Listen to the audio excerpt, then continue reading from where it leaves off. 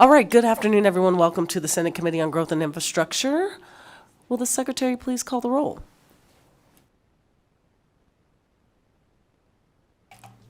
Senator Hammond?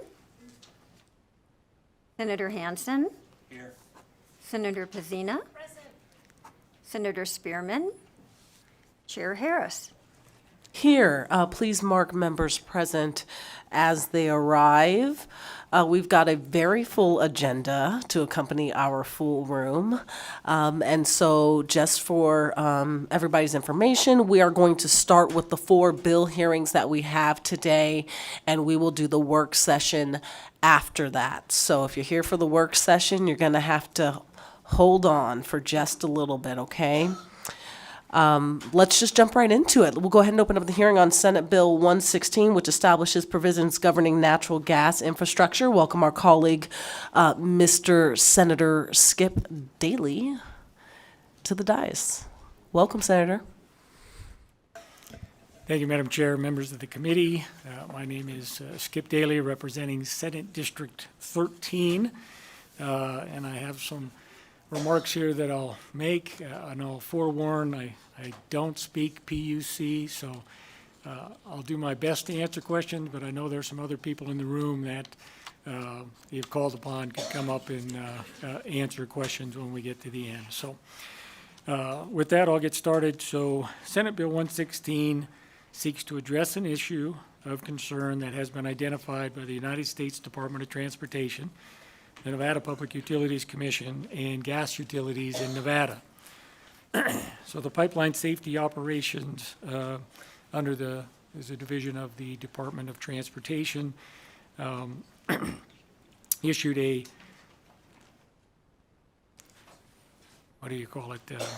memorandum, if you will.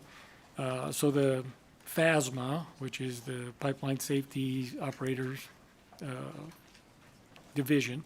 So PHASMA is issuing an advisory. I'm going to read this from what the advisory opinion was, or the advisory warning was. PHASMA is issuing an advisory bulletin to alert operators using Disco pipe 8000, high-density polyurethane pipe. It's DRISCO 8000 is the acronym, of the potential for material degradation. Degradation has been identified on pipe between 1/2 inch and 2 inches in diameter that was installed between 1978 and 1999 in desert-like environments in the southwestern United States. However, since root causes of the degradation have not been determined, PHASMA cannot say with certainty that this issue is isolated to those regions, operating environments, pipe sizes, or pipe installation dates. While the manufacturer has attempted to communicate with known or suspected users, PHASMA and the National Association of Pipeline Safety representatives has identified several operators currently using DISCO 8000 pipe who had not received communications about the issue. PHASMA is issuing this advisory bulletin to all operators of DRISCO 8000 pipe in an effort to ensure they are aware of the issue, communicating with the manufacturer and their representative and their respective regulatory authorities to determine if their systems are susceptible to similar degradation, and most importantly, taking measures to address it. So the pipe that we are talking about in this bill primarily includes the DRISCO 8000 pipe. So Madam Chair, as you know, I think already, after nearly 8 weeks of trying for me to better understand the issues and concerns of the gas utility and the PUC, and identifying the concerns and differences the gas utility, Southwest Gas in this case, and the PUC, they reached an agreement regarding an appropriate process for addressing the identified pipe types, which resulted in the amended bill you have before you today. Some of the issues and concerns that were discussed was, one, the replacement, or the pace, how much and what time frame the pipe would be replaced. So the pace of the replacement, which is subject to PUC oversight and determination in the amendment. We discussed impacts to customer rates. We discussed what a cost recovery mechanism that provides a timely cost recovery for a utility but does not provide an opportunity for excessive returns and ensures that customers are protected. This amendment accomplishes those goals. Under this amendment, in exchange for the ability to have a stable, predictable process under complete PUC oversight and the ability to recover the costs associated with replacing this pipe through an accelerated recovery process, Southwest Gas has agreed that they will accept a reduced turn on their investment. And yes, you guessed it, under complete PUC oversight and determination under this amendment on what is a reduced rate of reduced rate of return will be. So the PUC has oversight over the reduced rate of return. So let me review and remind you about the USDOT advisory, which said they are issuing this advisory bulletin to all operators of Driscoll 8000 pipe in an effort to ensure that they are aware of the issues, communicating with manufacturers and their respective regulatory authorities to determine if their systems are susceptible to similar degradation, and most importantly, as I said, taking measures to address it. This advisory states that the gas utilities need to work with their regulatory authorities and take measures to address them.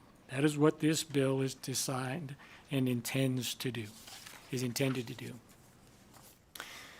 So this bill is trying to address a known, identified concern in a fair and responsible manner and make sure Nevada's infrastructure is reliable and safe, and that the pipe in question is replaced at a reasonable pace with full PUC oversight with safeguards for the ratepayer. I know that many of you, the same as I have received emails making statements that are simply, in my view, not true. So I wanted to review a few of those. So let's examine the false talking points made in those emails. So it says SB 116 is bad for ratepayers and would, one, make gas customers pay billions of dollars in costs to unnecessarily replace thousands of miles of existing gas distribution infrastructure. A reply is gas customers over time will eventually pay for all of the gas distribution infrastructure to be replaced, and they will pay for it at the authorized rate of return applicable to all of Southwest Gas capital improvements. The PUC will almost certainly find the replacement of this pipe is prudent, and the cost, as it always is, will be passed on to the ratepayers. Thousands of miles? Yes, thousands of miles need to be replaced. Billions? Maybe, but not all at once. It'll be over time. It's not going to be overnight, one shot, and certainly the replacement is not unnecessary. Back to the advisory bulletin that came out. The thing that is true is that under this bill, with the reduced return on investment, the ratepayers will pay less for the replacement of this suspect pipe compared to when the utility seeks recovery of costs through the normal rate case process with the PUC. They'll pay less under this bill. Number two on the email says, provides little oversight from the PUC, Public Utilities Commission of Nevada, PUCN. As I previously stated, the PUC has full oversight. The PUC's concerns with previous versions of this proposal was that the PUC was unable to review the prudence of expenditures and protect customers from unjust, unreasonable rates. Now I ask, does any reasonable person believe that the PUC would all of a sudden abandon their concerns or responsibility and agree to this amendment if they had, I quote, little oversight? This statement is not just hyperbole, it is not just dishonest, it's simply not true, and in my view calls into question the credibility of the people spreading this untrue narrative. The third bulletin was burdens Nevadans currently experiencing historically high gas bills with volatile methane gas prices. As I previously stated again, under this amendment, with the reduced return on investment, the ratepayers will pay less for the replacement of the pipe of this suspect pipe. I cannot dispute that natural gas prices have gone up, but you know what has gone up more than natural gas? Electricity. So if cost to consumers is a real concern, they should stop pushing the higher cost energy. Fourth was this would take a step in the wrong direction from achieving our state's clean energy and net zero emissions goals. To the contrary, replacing this pipe will not only improve safety and reliability, it will reduce emissions by reducing the risks of leaks. Now, I know many of the people in this room, the environmentalists, they're my friends. Their view of this bill and natural gas in general, they view it as a manticore to be slain. So manticore is a mythical beast, typically depicted as having the body of a lion, the face of a man, and the sting of a scorpion. They oppose this bill because they want a trophy, something to brag about. Yes, they have legitimate environmental concerns, and no, I don't expect them to abandon their goals, but I do ask that they acknowledge logic when they are confronted with it. So for my environmental friends, here are the facts. One, there is a real concern that has been identified regarding the pipe covered in this bill. This bill only applies to the identified pipe in this bill. It does not apply to any other instances other than the replacement of the pipe identified in the bill. Natural gas is going to be a vital part of this country's energy portfolio for at least several generations into the future, and natural gas was included as part of our nation's energy future by President Biden. When consumers have the choice between natural gas and more expensive electricity, they are choosing natural gas. And 50-year natural gas infrastructure assets are going into the ground every day in Nevada. Under this bill, the ratepayers will pay less than the otherwise authorized rate of return. Other than just wanting to oppose natural gas as a mythical animal to be slain, there is not any logical reason for any critical thinking person to oppose this measure. I know some of the other issues that will be brought up, people may bring up concerns like single-issue rate making, which already exists in Nevada statute and regulation. But what doesn't exist anywhere in Nevada law is a process that would allow the PUC to implement a return on investment that is less than the authorized rate of return. That only exists in this bill. Additionally, more than half the states have recognized the need for infrastructure replacement tracks and have similar type mechanisms. People may bring up that this could become a stranded asset. Under that theory, the natural gas infrastructural asset will become obsolete because there will be fewer people using natural gas in the future. As I previously stated, natural gas will be a vital part of our nation's energy future. New gas infrastructure is being installed every day. There are more customers, not less, and natural gas has already helped our state move closer to net zero emission goals by replacing coal. Finally, before I stop to answer questions and go through the bill, I wanted to remind everyone that there are real people at the end of these pipes that want a reliable, safe product delivered in reliable and safe infrastructure. Yes, the gas utility has the responsibility to make sure that happens, but they are not the only ones with that responsibility. The state has a role to play through the PUC. The legislature has a role to play in addressing this situation and to get this pipe replaced in a systematic, prudent, responsible, and efficient way. That is what this bill does, and it is my hope that the legislature will fulfill our responsibility in that regard by passing this bill. I can answer questions or I can run through the bill and hopefully provide a little humor when I do it. Committee members, would you like Senator Daley to run through the bill or just go straight to questions? Looks like Senator Pezzina wants you to run through the bill, or no preference? Oh, Senator Hansen does?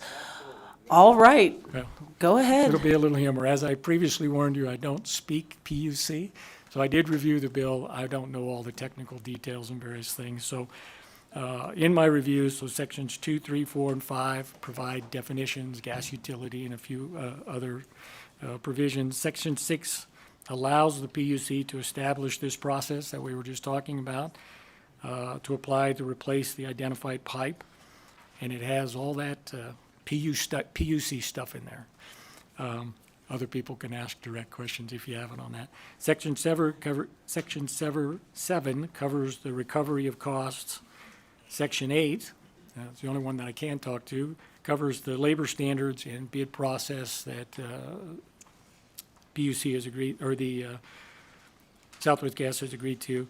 And sections 9 and 10, I'm sure do something very important, but I couldn't tell you. All right, committee members, questions for Senator Daley?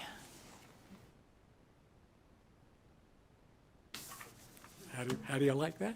There are other people here that can answer questions if you do have them as we go through testimony. So with that, I appreciate it. Thank you. All right, thank you, Senator. If you are here to support Senate Bill 116 in Carson City, come on up and testify. And the folks in Las Vegas, if you're here to testify in support of 116, go ahead and fill the seats. Okay, you can begin whenever you're ready. Thank you, Chair Harris. For the record, Danny Thompson, representing the operating engineers, Local 12 and Local 3. There's an old adage that's used in law enforcement a lot, and it goes like this. If you can predict it, you can prevent it. I would tell you that this bill is not an environmental bill. This is not an environmental problem. This is a safety problem. This is a safety problem that exists, and we know about it, and therefore we can prevent it from becoming a bigger problem. And it's not a question of if it's going to become a problem, it's when it is going to become a problem. The thousands of miles of that pipe, once the company became aware of it, they came to the legislature with a fix and didn't get a hearing last session for a whole bunch of other reasons, but we're here again this session to rectify this. And, you know, seriously, this really is a safety problem, and it's a safety problem for your constituents, because your constituents live on top of this pipe. And believe me, it isn't a matter of if something's going to happen. It's going to happen. It's just a matter of when it's going to happen and how bad it will be. And so if you can predict it, you can prevent it. And I would tell you that this bill would prevent a problem. Because if you change this pipe in the normal course of business, it'd take 120 years, literally. So we would urge your support of this bill. Thank you. All right, thank you. Mr. Thompson, you did a great job of staying under 2 minutes. If you could follow his example, it'd be greatly appreciated. Mr. Morley. Good afternoon, committee. For the record, my name is Tom Morley. I represent Laborers Local 169 in the north and Laborers Local 872 in the south. Not only is this a safety bill, but it's also a jobs bill, and we support. Thank you. Thank you. Before you start, Mr. Cath, I'll just remind folks again, Overflow Room 1214, if you'd like to hang out there, just throwing it out there, 1214. Also keep in mind, if you are not here for Senate Bill 116, the room will clear a little bit after this hearing, and so maybe we can make space for those who are here to particularly testify. Just a thought. Okay, Mr. Catha. Paul Catha, representing Culinary Workers Union Local 226. I'll just say we echo the comments of the other supporters. Thank you. For the record, my name is Mark Ellis, President of Communication Workers of Communication Workers of America, Local 9413, us too. Greg Esposito, representing the Nevada State Pipe Trades. I've worked with this pipe, I've worked with gas pipe, I've dug up old gas pipe, I've seen it crumble in my hands once it comes out of the ground after it's been there for a while and not properly sleeved, not properly installed. So I'm very aware, personally aware of how dangerous what's under the Vegas streets is right now. I remember this bill, was proposed 2 sessions ago and last session, and I've been worried ever since that something's going to happen without us having acted first. So I urge passage of this bill so we can get to work on fixing the leaking pipes under Las Vegas. Thank you.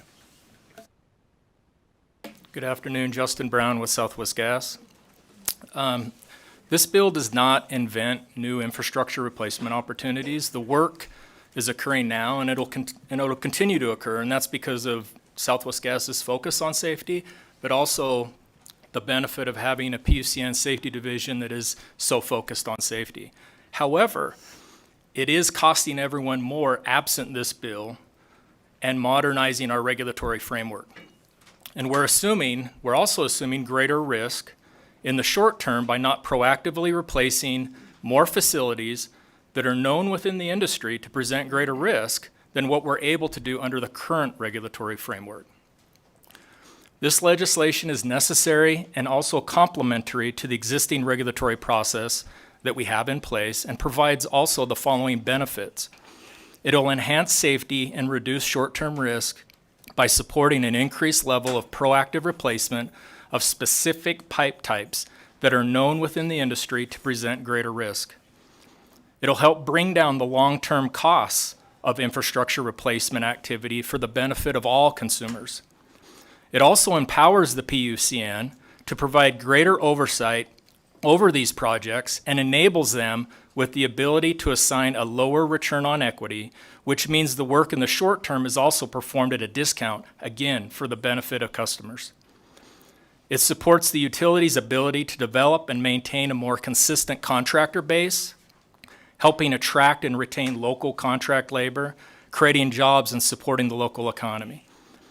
It also creates customer protections that do not exist today, including clawback provisions to ensure there's no overpayment, potential for discounted ROEs that were mentioned previously, and the PUCN Safety Division oversight for controlling what projects are actually targeted and the pace of that replacement. Thank you. Good afternoon, Madam Chair, committee members. Todd Inglesby, President of Professional Firefighters of Nevada. We're in support of this bill. Gas leaks are dangerous. They're dangerous for our members when we respond. They're dangerous to your constituents, and therefore we support. But even beyond gas leaks, these explosions are even more dangerous and deadly, and we're seeing them across the United States, and we please ask you to support that bill. Thank you. Good afternoon, Madam Chair, members of the committee. Rick McCann, Nevada Association of Public Safety Officers, member of the Nevada Law Enforcement Coalition. You know why I'm here. This is a public safety matter. All the other stuff, the other 127,000 pages that get to the other stuff, deal with it.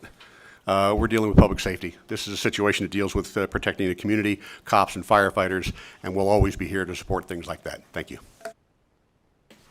Afternoon, Chair Harris, members of the committee. I'm John Abel, Government Affairs Director of the LVPPA. Along with our firefighter brothers and sisters, we also respond to these gas leaks, as well as the majority of my members have natural gas in their homes. We want to make sure that the infrastructure is as safe as possible. For that reason, we support this bill. Thank you. Good afternoon, Madam Chair and members of the committee. Jake McNeil for the record, JAKE-MCNEILL. I'm here as a member of Labor's Local 169 and representing Labor's Local 169, and we're in support of the bill as well. Thank you. Good afternoon, Madam Chair. For the record, John Sandy with our Argentum partners here today on behalf of Western States Petroleum Association. Fuel supply to all of Nevada, but particularly Las Vegas Valley, is of tremendous importance. There's very few pipelines that run into the valley and support the valley. You might have noticed earlier before the session there was a disruption in the fuel supply that had profound impacts on the economy. This, we think, is vital for the economy, for safety of Las Vegans and Nevadans, and we think it benefits all ratepayers and deserves to be funded by ratepayers. Thank you. Good afternoon, Chair. Glenn Levitt, for the record, Director of Government Affairs for the Nevada Contractors Association. We represent over 450 contractors, subcontractors, and industry affiliates, primarily in Southern Nevada. The Nevada Contractors Association is in support of SB 116 and appreciates the sponsor for this bill. Lindsay Knox with McDonald Crono, here representing the Nevada Home Builders Association, the Southern Nevada Home Builders Association, and the Builders Association of Northern Nevada. We support a safe and modern natural gas system in Nevada so that we continue to provide options for our builders to include natural gas services in new homes. We support this bill because a reliable gas system is a benefit to all of our members and customers. Thank you. Alexis Motorex with the Nevada Chapter Associated General Contractors, provides jobs, enhances safety. We're in support. Thank you. Good afternoon, Brian Wachter, Senior Vice President of the Retail Association of Nevada. We too are in strong support of Senate Bill 116. Nevada's economy is our lifeline, and we believe having the strong, safe infrastructure to be able to continue growing our small businesses is important, and we urge its passage. Thank you. For the record, my name is Susie Martinez, and I am the Executive Secretary Treasurer of the Nevada State AFL-CIO. And on behalf of over 150,000 members and 120 unions, we are in full support of Senate Bill 116. Thank you. Good afternoon, Reagan Comas with R&R Partners, here representing the Nevada Mining Association. We'd just like to voice our support for Senate Bill 116. Thank you. Terry Graves, representing the Nevada Manufacturers Association, and that many manufacturing operations rely on natural gas. We're in support of the bill. Thank you. Good afternoon, Rob Benner with the Northern Nevada Building Trades. We are in support of this bill. Thank you. Bobby or not aren't our partners here on behalf of TC Energy. We're in support of SB 116. Thank you.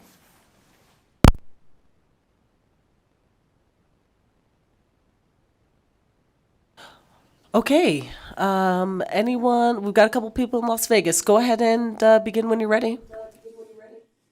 Thank you, Chair Harris. Andy Donahue with the Labor Employers Cooperation and Education Trust in support of this bill and the lifeline it represents to every part of our diverse community, especially the lifeline to resolving the urgent public safety matters as described. Thank you. Good afternoon. My name is Jason Begun, and I represent LVP PACE, which is the civilian employees at the Las Vegas Metropolitan Police Department, and we too are in support of SB 116. Thank you.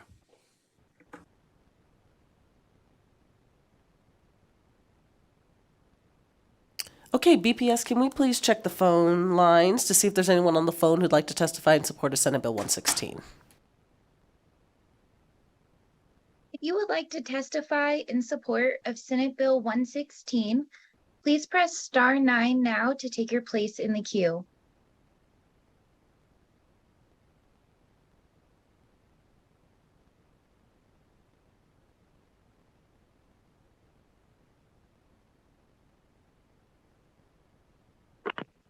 Hi, this is Peter Guzman, President of the Latin Chamber of Commerce, in full support of this bill.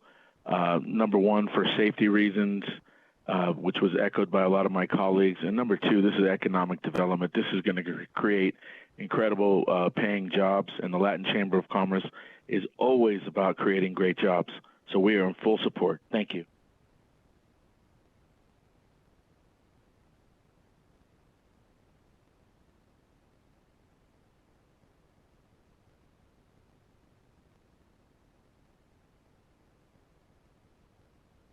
Hello, my name is Sean Thibault, SHAWNTHIBEAULT, with the Henderson Police Officers Association. I'm the president of the HPOA. I will double down on the predictable prevention comment. This bill, no doubt, the improvements to this infrastructure will undoubtedly enhance the safety of our communities and mitigate the risk of a potential disaster that would require emergency service responses that would be harmful to the community. And as first responders for that, we support this bill. Thank you.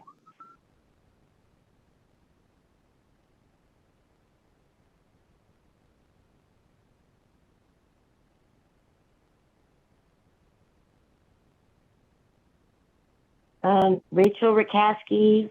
I don't represent anybody, but I think that this bill is a bad idea because it does not align with our climate and decarbonization goals. Excuse me, ma'am. I'm sorry. We are It currently seems like in support testimony. So I'm going to have to ask you to just Okay. hang in there until we come around to opposition, which will be shortly. All right, thank you. Thank you. BPS, can we please move on to the next caller, please? If you have recently joined the call and would like to testify in support on SB 116, please press star 9 on your phone to take your place in the queue.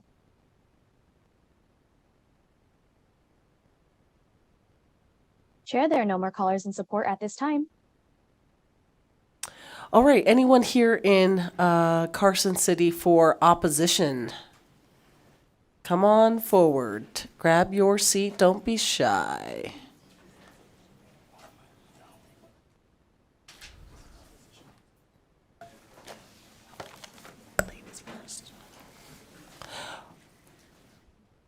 We got a ladies first policy around here, so go ahead.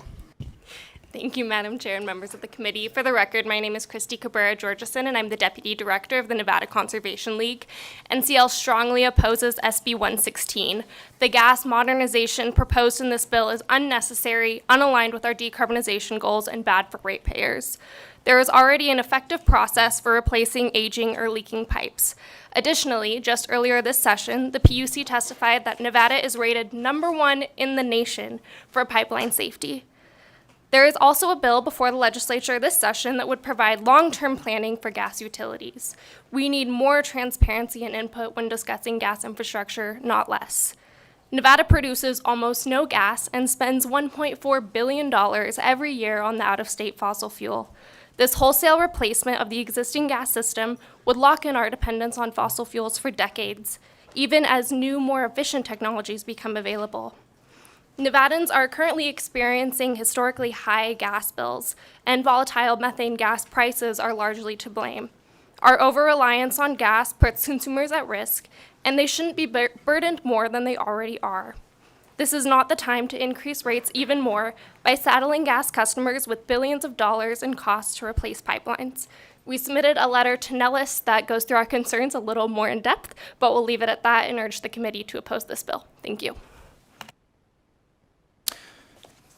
Thank you, Chair Harris and members of the committee. For the record, I am Ernest Figueroa, Nevada consumer advocate.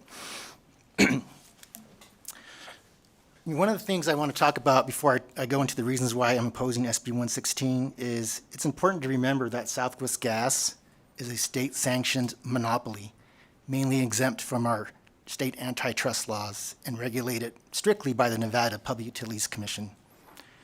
As a Nevada-sanctioned monopoly, it has a duty to provide reliable service, it already has a duty to provide safe service, and it has a duty to replace pipes that leak and are no longer reliable. To their credit, they have operated one of the safest systems in the United States.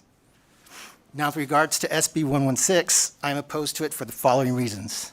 First and foremost, the legislation is insensitive to the Southwest Gas ratepayers. For example, in Southern Nevada, this is the rate division that is would be affected by this legislation. A single-family residential customer has seen their average winter monthly Southwest gas bill increase 116% from April 2021 to this year. Ratepayers are angry, confused, and venting on social media, neighborhood apps, and to this body why is this being allowed. And there is no doubt SB 116 would add additional charges to ratepayer gas bills. It's expressly allowed in the amendment. Furthermore, I believe that SB 116 is extravagant over and above what is necessary. It would be one thing if the proponents could state that while it would increase rates, it would at least add a benefit of serving an important function that does not currently exist. But that is not the case. Southwest Gas is already required to replace pipes. They're required under current law, under current regulations, and thus everything that they seek to accomplish with safety is already being accomplished right now through the regulatory process. Finally, or not finally, fourth or third, SB 116 is costly. The cost of accelerating pipeline replacement that is above and beyond what is required by federal safety regulations is costly. Yes. At conservative estimates, we are talking in excess of $3 billion. Unfortunately, our ratepayers, and mostly Southern Nevada ratepayers, would be footing this bill for many years to come because most of the Driscoll pipe is in Southern Nevada. And then lastly, as Nevada moves towards a zero-carbon future, new investments in fossil fuel infrastructure should be scrutinized, not expedited. New pipe has an estimated useful life of 50 years and carries an obvious risk of stranded assets. There is a challenge of managing costs for shrinking base of captive ratepayers. As wealthier customers are able to take advantage of incentives to electrify or purchase all new electric homes, there will be eventually a smaller rate base of Nevada's less fortunate citizens who will be left to pay for the gas system. Effectively navigating this transition will require the type of prudent, thoughtful planning that SB 116 is designed to preclude. I too have attached a 29 Q&A regarding gas infrastructure replacement in Nevada, and I think it would be helpful as you evaluate GIR and gas modernization infrastructure in Nevada. If you want, I could go through a high-level overview, but I'll leave it at that. Thank you. Thank you so much, Mr. Figueroa. No, I think we're going to skip that today, but appreciate it, and committee members do have that on their desks. I also want to acknowledge that I did give him a little more leeway than I've given other folks, but that's because I like him. Good.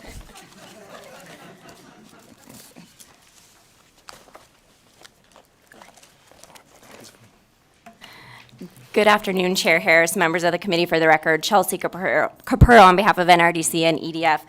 Don't worry, he gave me a copy. I'm happy to read it for the whole committee. Just kidding.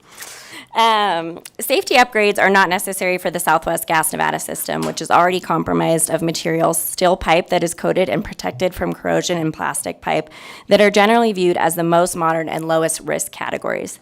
The system is composed of 48% of all miles of Southwest gas main, and 54% of all services are less than 20 years old, according to data reported to the Pipeline and Hazardous Materials Safety Administration. The system has lower leak rates than the average of their peers, falling in the lowest 25th percentile when evaluating leak rates on services and mains.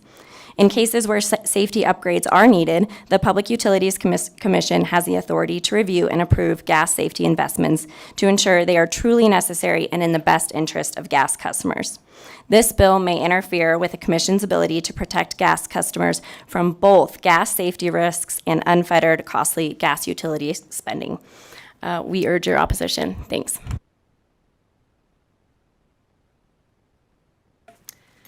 Hello, Madam Chair and members of the committee. My name is Angie Dykema, and I'm here representing SWEEP, the Southwest Energy Efficiency Project.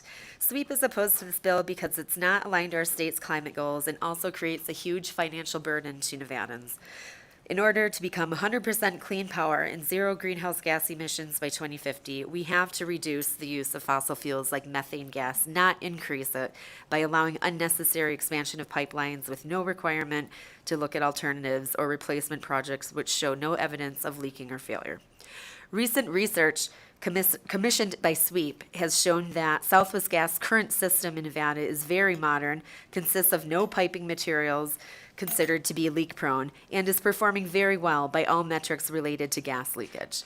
While there will always be required investments to maintain system safety, there is no evidence that large-scale investments such as this bill would allow for Southwest Gas are needed.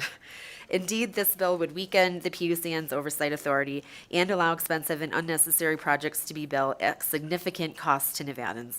Our existing process for replacing aging and leaking infrastructure is already effective, and we don't need legislation to fix a problem that doesn't exist. Thank you for the opportunity to comment. Hello, Madam Chair and members of the committee. My name is Jamarion Williams, and I'm the Government Affairs Manager for Western Resource Advocates. This bill looks at replacing gas pipe infrastructure and assumes that this is always the best course of action. This is done without considering alternative solutions that may be the better option and more cost-effective. Replacing the gas pipe infrastructure is expensive, and the cost is often shifted to customers who are already paying a very high gas bill. The cost of this bill would disproportionately affect low-income households and small business owners. We cannot continue investments in natural gas.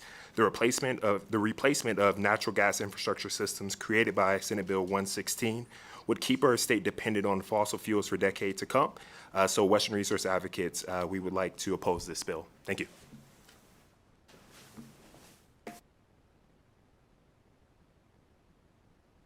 Okay. Doesn't look like there's anyone else here in Carson City for opposition. We'll go down to Las Vegas. Go ahead and don't forget to state your name for the record. Good afternoon, Chair Harris and members of the committee. My name is Joanne Leovy, L-E-O-V-Y. I'm a family physician and member of Nevada Clinicians for Climate Action. We respect Senator Daley's amendment that appears to restore full authority to the PUC. We hope that's true. And we are, of course, not opposed to any needed repairs to dangerous infrastructure. However, we can't support this modernization plan that allows for ongoing development of new natural gas infrastructure, which is, as has been said, incompatible with the state's climate action plan. Methane, as you know, is a very powerful greenhouse gas facilitating climate change, which the World Health Organization has deemed the biggest threat to global public health. In addition to the greenhouse effect, methane extraction and processing uses harmful PFAS chemicals, which are likely associated with reproductive, developmental, and immune system effects and may cause cancer. Methane extraction emits VOCs, which form ozone smog with associated asthma, heart disease, reproductive harms, and premature death. Children are especially at risk of harm from methane. When it's burned, it releases harmful and carcinogenic chemicals, including benzene, toluene, and hydrogen sulfide. In terms of jobs, Instead of spending a lot of time and money to ratepayers on this, I wish that the PUC would facilitate the modernization and upgrading of electric infrastructure and the electric grid so that we can move toward rapid building electrification and transition to a clean, non-fossil fuel dominated energy sector. Thank you.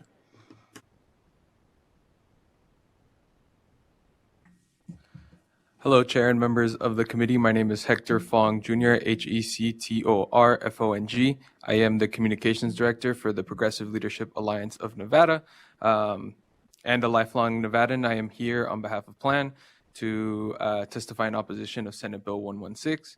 PLAN was started in 1994 by Nevada activists to build a more fair and just Nevada that puts people and planet first. We've organized with frontline communities to hold extractive industries accountable to ensure all Nevadans can thrive with clean air and water. Utility bills are way too high right now, and working families are struggling to keep up. Southwest Gas, customers are often carrying the burden of their expansion. Just this month, actually, Southwest Gas has increased its rate for the third quarter in a row. I know I've seen it on my gas bill. I know my neighbors have seen it. I know all of your constituents, most of your constituents have seen it. And I'm sure all of the members, or most of the members of the committee have seen that as well. Nevada needs to cut our reliance on fossil fuels, methane gas included. It's often greenwashed. Methane gas is too dirty, volatile, and expensive for Nevadans. Our utilities and state investments must focus on clean energy and home efficiency programs. No more spending on so-called gas pipe modernization that put our pocketbooks at risk, not theirs. Gas modernization is completely unnecessary when Nevada should be investing in cost-effective renewable energy in a just and conscientious manner. There are already measures in place that require gas leaks to be immediately addressed and updated as needed, as some of the other folks testifying have mentioned. We should be working towards reducing Nevada's dependence on out-of-state gas, not keeping us hooked on a fast track for new pipeline infrastructure projects and burdening consumers with the cost. We want a fossil-free Nevada. Sir, you're at your 2 minutes. If you could just wrap up, please. Yep, I'm done. Thank you. Perfect. Thank you. Okay, looks like we have just one more person for testimony opposition in Las Vegas. Go ahead, sir. Yes, thank you, Madam Chair and committee members. My name is Reverend Leonard B. Jackson. That's Leonard Jackson, Jackson. And I am the Executive Director for Faith Organizing Alliance. Our mission of FOA is to increase civic participation through faith-based organizations along with civic organizations. We in Las Vegas, we deserve a break to equal the playing field. I am here today in opposition to SB 116 because of its detrimental impact on gas utility customers. This winter, Southwest gas bills were at a record high and hurt Nevadan families.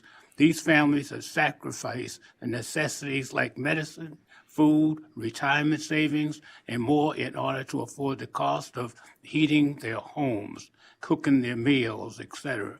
This is primarily due to the fact that the price of methane gas skyrocketed this winter and was laid on top of repeated rare hikes that Southwest Gas has implemented it in recent years. Anything that increases Nevada's dependency on methane gas is moving in the wrong direction.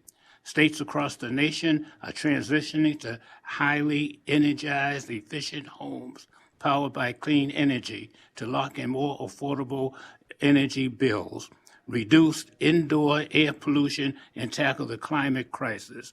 Nevada, a clean energy producing state, should be leaning towards a moment that will reduce costs for households and create thousands of clean energy jobs.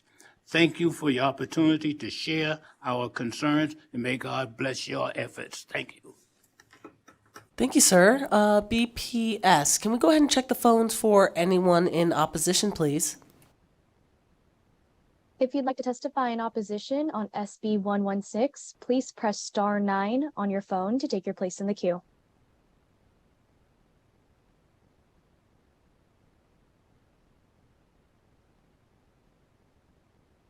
Chair Harris and members of the committee, my name is Nick Christensen. I'm a volunteer member of the Sierra Club's Nevada Legislative Committee, and on behalf of the Sierra Club and our members and supporters statewide, I'm speaking today in opposition to SB 116. Let me be clear, there are laudable goals stated in Section 6, Subsection 4 of this bill, namely repairing methane leaks and mitigating risks to property and especially human lives. We support these goals wholeheartedly.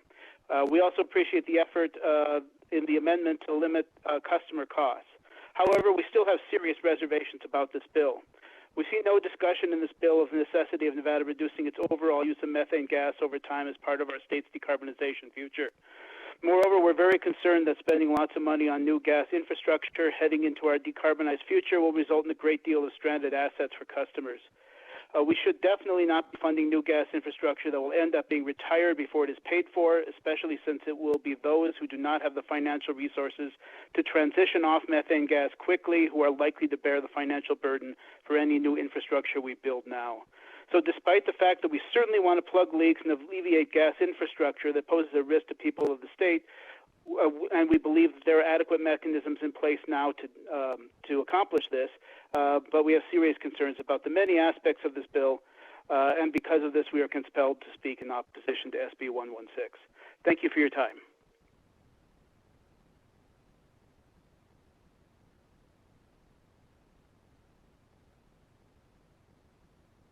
Good afternoon. My name is Sarah Steinberg. That's SarahSteinberg.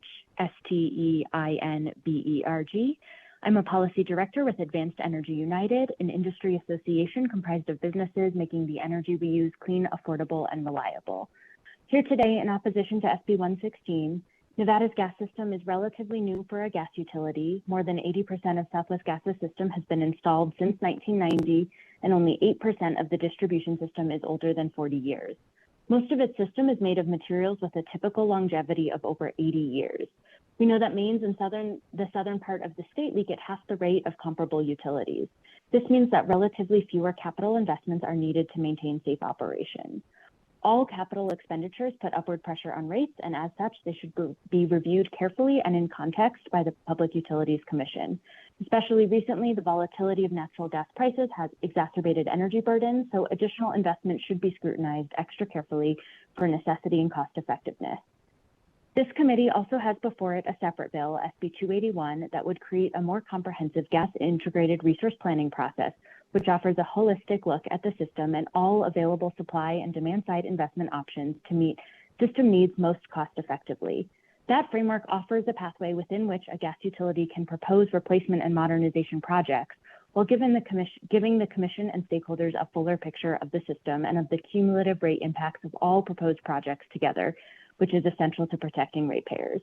Moving both bills at the same time would erode the benefits of that system-wide optimization that takes place in an integrated resource plan and create a duplicative process that stress the resources of the commission, the utility, and stakeholders. Thank you very much for your time.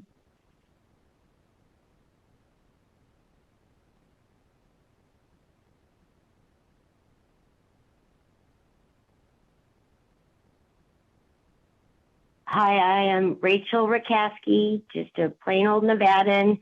I oppose this bill because it does not align with our climate goals, and it seems like everybody in support of this bill has something to gain from it in the short term, but all of us have a lot to lose with this in the long term because of climate change. We need to stop investing anything in the fossil fuel industry and put all of our energy, all of our time, and all of our money into developing renewable, clean energy. Thank you.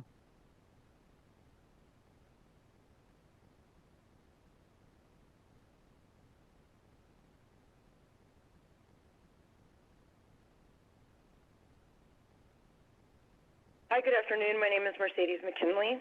and I'm here in Las Vegas representing Moms Clean Air Force. I'm the state Nevada coordinator. I also represent Eco Madres, which is our Latino Hispanic engagement program.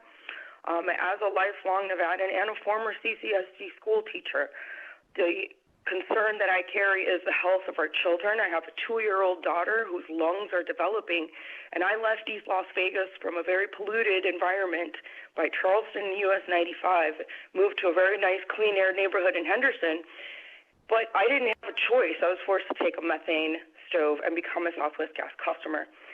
Then I started to find out all of the dangers health-wise that methane poses for all of us, but especially for my daughter. So I just want to echo a lot of the other points that have already been brought up by other people that oppose this bill. We are, of course, in support of fixing infrastructure, fixing leaks, but as it's been said, systems are already in place for Southwest Gas to do that, including more infrastructure to be developed from methane also goes against what our climate plan in Nevada is. So for all of those reasons and for the health of our children and our future, we oppose Bill SB 116. Thank you.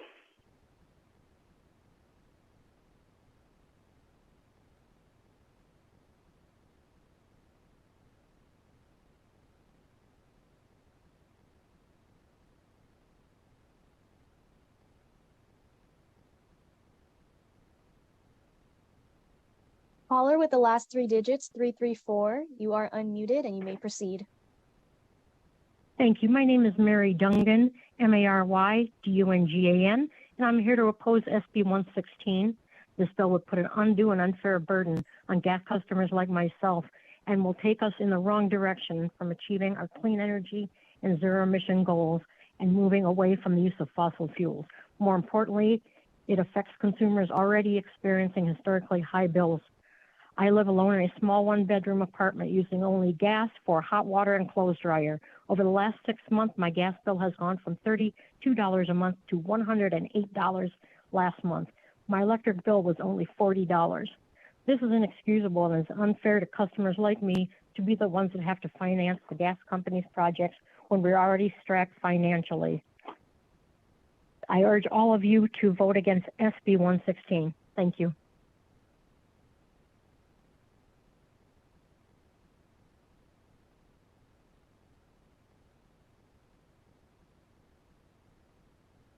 Good afternoon, Chair Harris and committee members. My name is Kelly Trombley.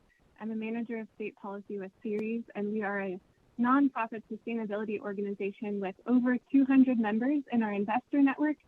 Collectively, they have over 60 trillion in assets under management, and we have over 80 members in our Businesses for Innovative Climate and Energy Policy Network. That's a network of major employers, leading consumer brands, and Fortune 500, many with operations here in the state. We respectfully commented in opposition to Senate Bill 116 and wanted to share some private sector's concerns with this bill. First, as large employers and major energy consumers, our members understand how energy resource decisions affect the cost of doing business. Like many leading businesses, they have set goals to cut emissions, invest in clean energy, and reduce their energy use. We know that 18 out of Nevada's 20 largest employers have set targets to procure renewable energy or reduce their energy consumption, and that is because these commitments make business sense, helping businesses hedge against volatile fossil fuel prices, of which natural gas has been particularly unpredictable. This bill is presented against a backdrop of no formal gas infrastructure planning process in Nevada. As a result, there is a lack of stakeholder access, transparency, and oversight as to understanding whether gas infrastructure project expenditures are prudently incurred, and as a result, it is likely that more competitive, less polluting options may never be fully considered. Investment decisions must carefully and holistically consider whether they increase the likelihood of stranded assets in the future and hinder investment in competitive renewable energy storage and demand-side management. Unfortunately, this bill does the opposite, and we urge your opposition. We're happy to answer any questions about the perspectives of our company members, and thank you for your consideration of the clean energy, transparency, and cost preferences of Nevada businesses as you evaluate this bill. Thank you. Ma'am, can you please just spell your name for us, please, before you jump off?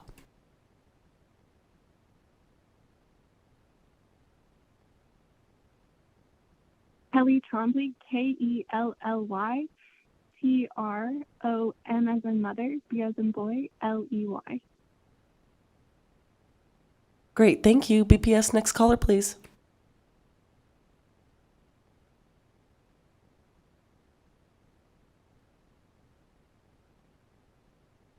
Good afternoon, Chair Harris and members of the committee. My name is Tracy Byrd, TRACYBYRD, and I'm calling on behalf of CH&R Inc., Caring, Helping, and Restoring Lives, where our president and CEO is Dr. Mary L. House. Many of the people CH&R help are considered low-income utility customers who often have a higher energy burden than wealthier customers. I am calling today in opposition of Senate Bill 116. CH&R did not support this bill when it was first introduced in 2021, and our stance has not changed. I want to echo all the comments that were made in opposition today. This bill is completely unnecessary. A process for replacing old or leaking pipelines already exists with oversight from the Public Utilities Commission of Nevada.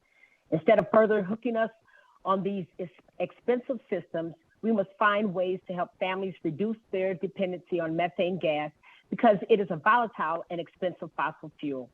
This past winter, Southwest Gas customers saw their gas bills double, triple, and even quadruple because of soaring gas prices.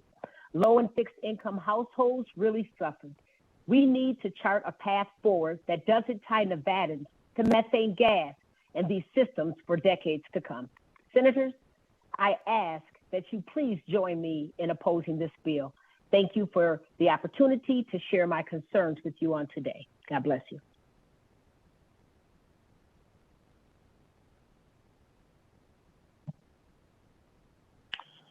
Thank you, Chair Harris and members of the committee. My name is Eric Jeng, ERICJENG. Just want to agree on all the previous mentioned points of opposition. We advocate for the fast-growing Asian Pacific Islander families, hardworking families here in Nevada.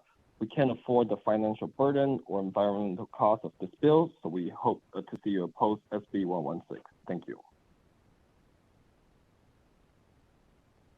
Chair, there are no more callers for opposition at this time. Okay, anyone here in Carson City for neutral testimony on Senate Bill 116?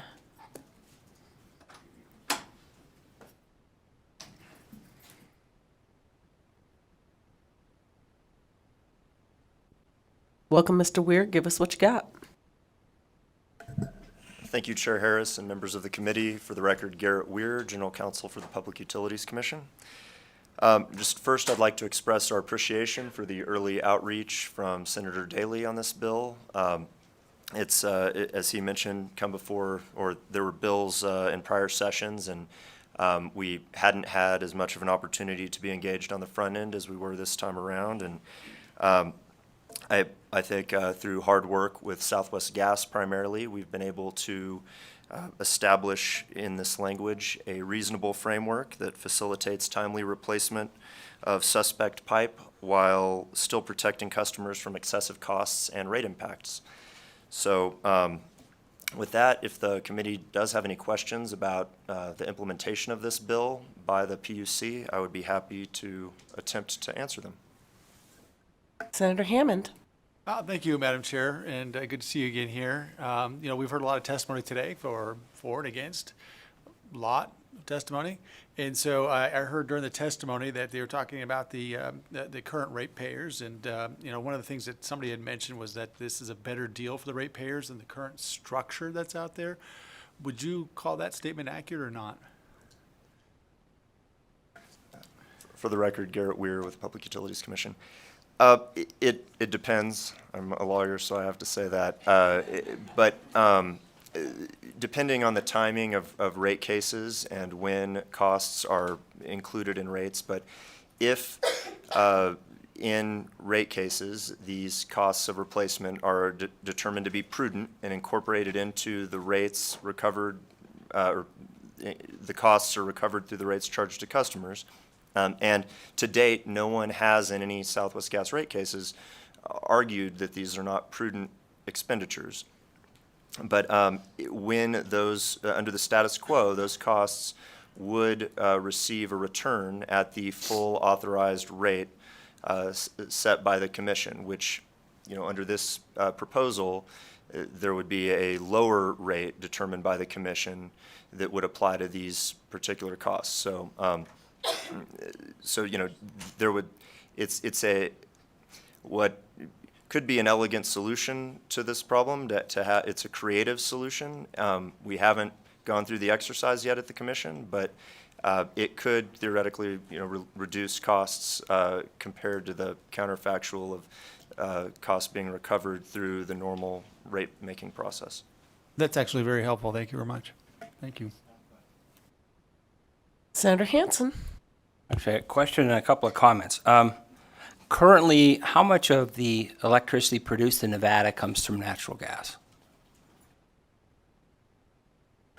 For the record, Garrett Weir with the Public Utilities Commission. I'll have to get back to you with exact numbers there. I don't want to speculate and 75%, 90%? A large percentage. Okay, well, it's kind of important because, I've been doing a bunch of homework on this.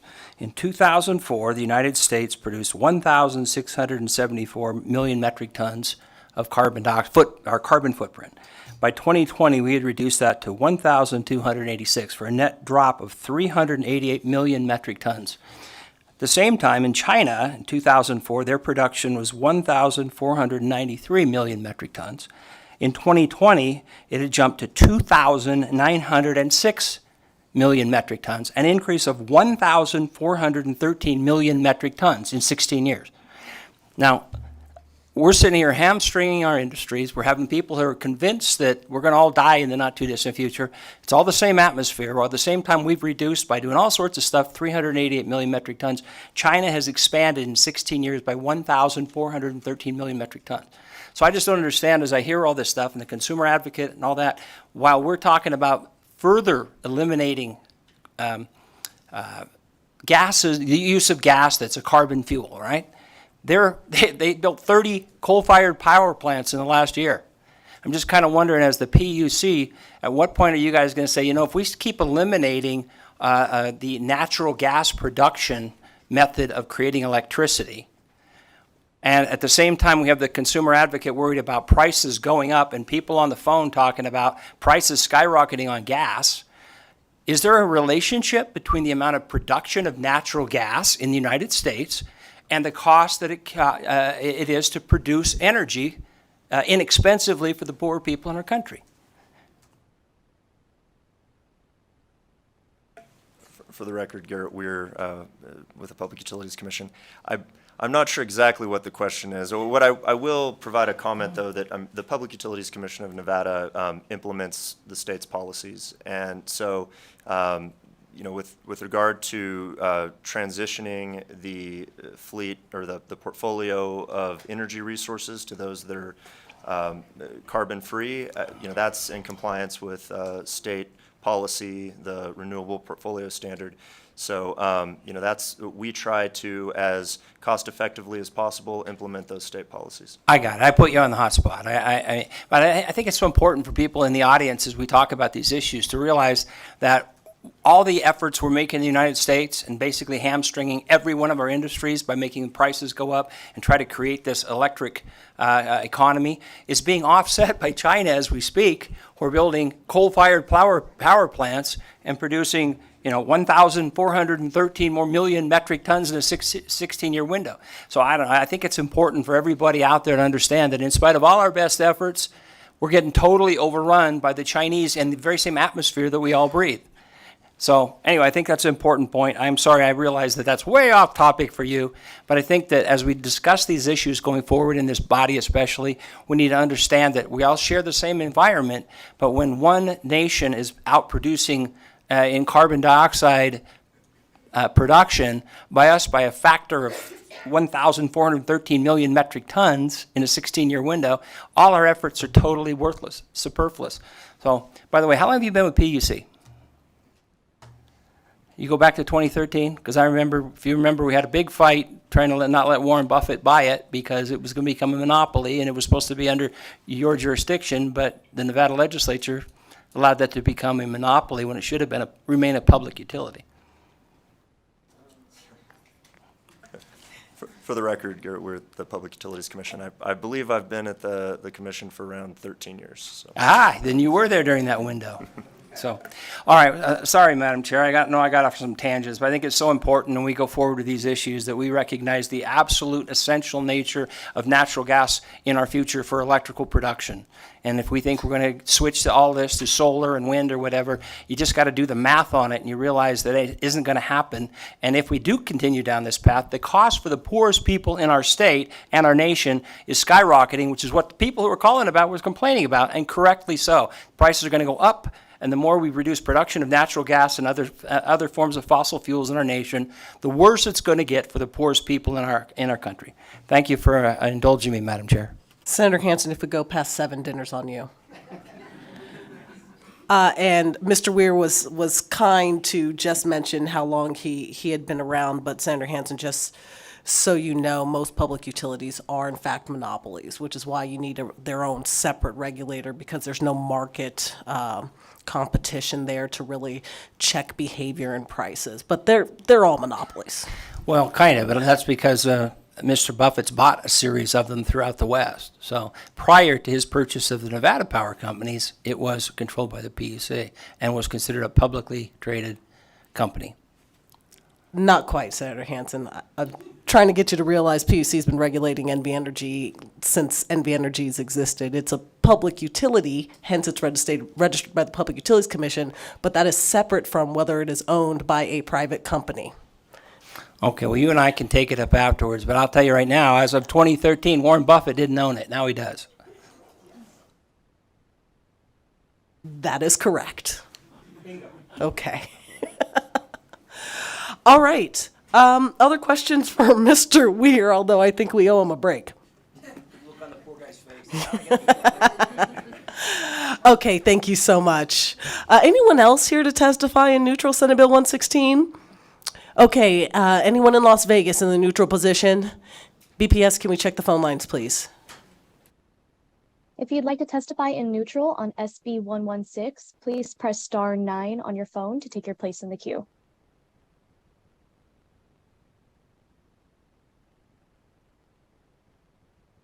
Chair, there are no callers in neutral at this time. All right, Senator Daly, any closing comments?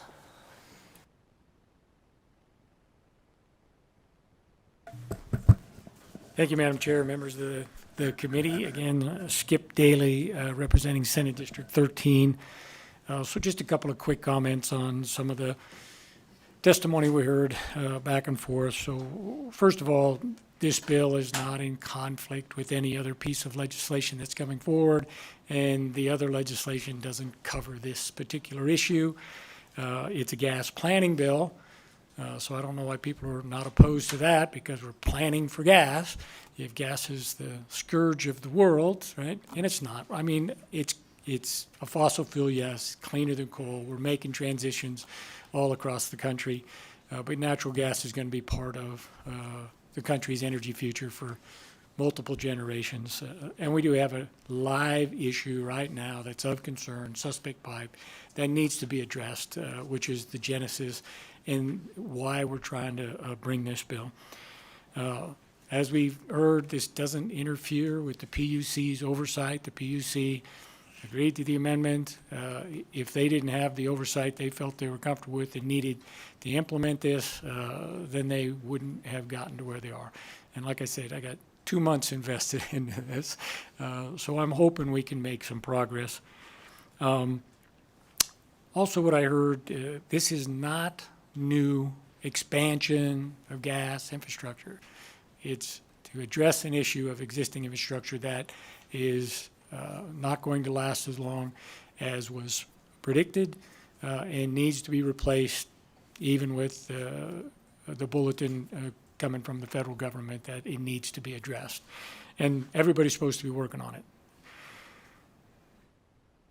Senator Hansen brought up, Senator Hansen brought up that a large part of the electricity that we use in this state comes from burning natural gas. And you hang around this building long enough, you get to hear all of the stories.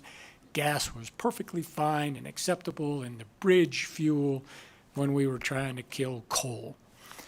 Coal is dirty, gas is better. But when you make that transition, you're not going to be able to do it overnight. Like I said, it's going to last for some time into the future. So I understand. I heard a lot of opinion, and in another committee, our chairman reminds us all the time that if you're going to come up and state opinion as if it's fact, you should back it up. And I heard a lot of opinion. So with that, I'll let you go because I don't want to make sure you're here till 7 o'clock, even if Mr. Senator Hansen is going to have to buy dinner if you do. With that, I appreciate it. Hope that we can get this bill passed and move forward. Thank you. Thank you, Senator.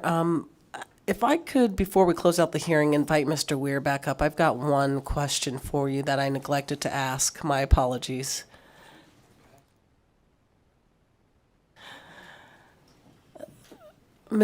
Is it the PUC's opinion that there is a risk that some of this pipe will harm consumers if we do not pass this bill? For the record, Garrett Weir with the Public Utilities Commission. That is part of the tension in this discussion. As you've heard from the consumer advocate, Mr. Figueroa, a utility does have an obligation to provide safe and reliable service, and if in the course of fulfilling that duty, there are costs. Those are part of the normal course of business, and they would have to recover those in the normal those costs in the normal course of business. This provides a mechanism for more timely recovery, and that was to Senator Hammond's earlier question. I think I neglected to mention that the reason the timing matters is because there's accelerated recovery through this rate mechanism versus waiting until the costs are included in a rate case. But while the commission has not found that it presents the kind of imminent risk that would necessitate, or that would trigger that duty for Southwest Gas to replace the pipe in the normal course of business. So, however, the commission has recognized that there is a heightened risk relative to other pipe, and as a result, there is an existing framework that was established by the commission in regulation for gas infrastructure replacement. It just doesn't provide for the same the quarterly adjustment, some of the other timing that this does. They've been contentious proceedings, but the commission has in the past recognized that there's a heightened susceptibility to early degradation for this type of pipe. So is it fair to say that your response is that the PUC is not worried that there is some imminent threat out there, with the pipes underneath our grounds? For the record, Garrett Weir with the Public Utilities Commission. I don't think that I can make any definitive declarations as to the degree of risk. I think there's risk with anything, and you have a 100% reduction of risk if we replaced everything early, and it's just how it's a balancing of the costs versus reducing the risk. The current balance has not required the replacement of that susceptible pipe, but relative to other pipe, it's certainly been identified as riskier. Okay, we're going to try it again then. Assuming there is risk, the risk level is currently acceptable to the commission.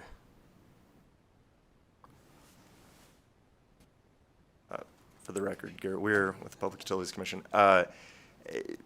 The commission has not proactively required the accelerated replacement as part of the normal course of business for the gas utility. Okay, we'll take that, Garrett Weir speak as yes. Thank you, sir. Okay, we'll go ahead and close out the hearing on Senate Bill 116 and see if we can find our colleague, Senator Lang, for Senate Bill 356.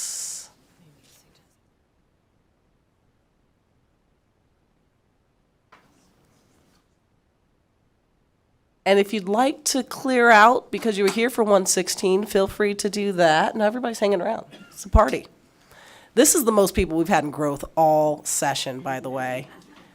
combined. All right, committee will stand in a brief recess while we find our next bill sponsor.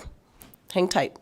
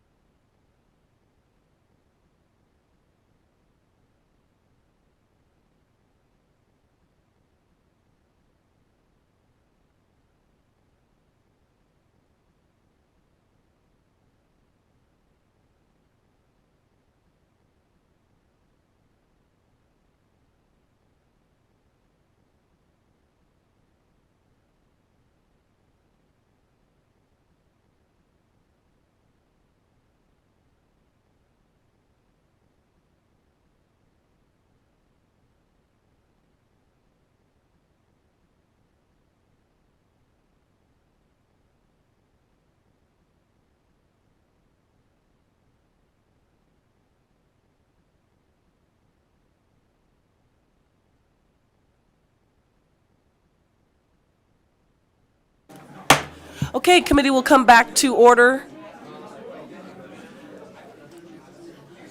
Let's try that again. Committee will come back to order. Thank you. And we'll go ahead and open up the hearing on Senate Bill 356. And welcome to Assistant Majority Leader Lang. Go ahead and begin whenever you are ready.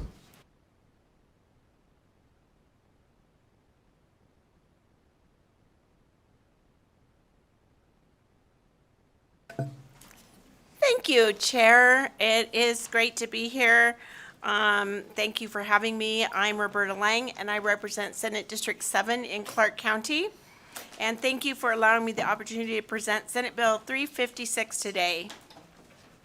Over the past few legislative sessions and through the efforts of this Growth and Infrastructure Committee, Nevada set an aggressive carbon reduction goals. Senate Bill 356 will help Nevada accelerate this progress toward reaching these goals. This bill builds in progress achieved through current energy efficiency programs offered to customers of electric utilities. The bill expands the tools available to reduce customers' energy burden and reach our climate goals. This bill will help ensure Nevadans benefit from federal funds available from the recently passed Inflation Reduction Act. To walk through the specifics of the energy bill, I've invited NV Energy's Vice President of Integrated Energy Services, Marie Steele, to assist in this presentation. And I'll let her go through the presentation, then I'll talk a minute about the amendment. Thank you, Senator and members of the committee. Marie Steele, for the record, Vice President of Integrated Energy Services for NV Energy. And so it's a pleasure to be here in front of you this evening. I'll also recognize the desire to get us out of here quickly as well, and talk about, quite frankly, a way to accelerate the aggressive goals that this committee and this legislature has put around carbon reduction and renewable energy development. So this bill builds on the progress achieved through energy efficiency programs and programs offered to customers, and the bill expands the tools that we have to reduce the customer's energy burden and reach our climate goals.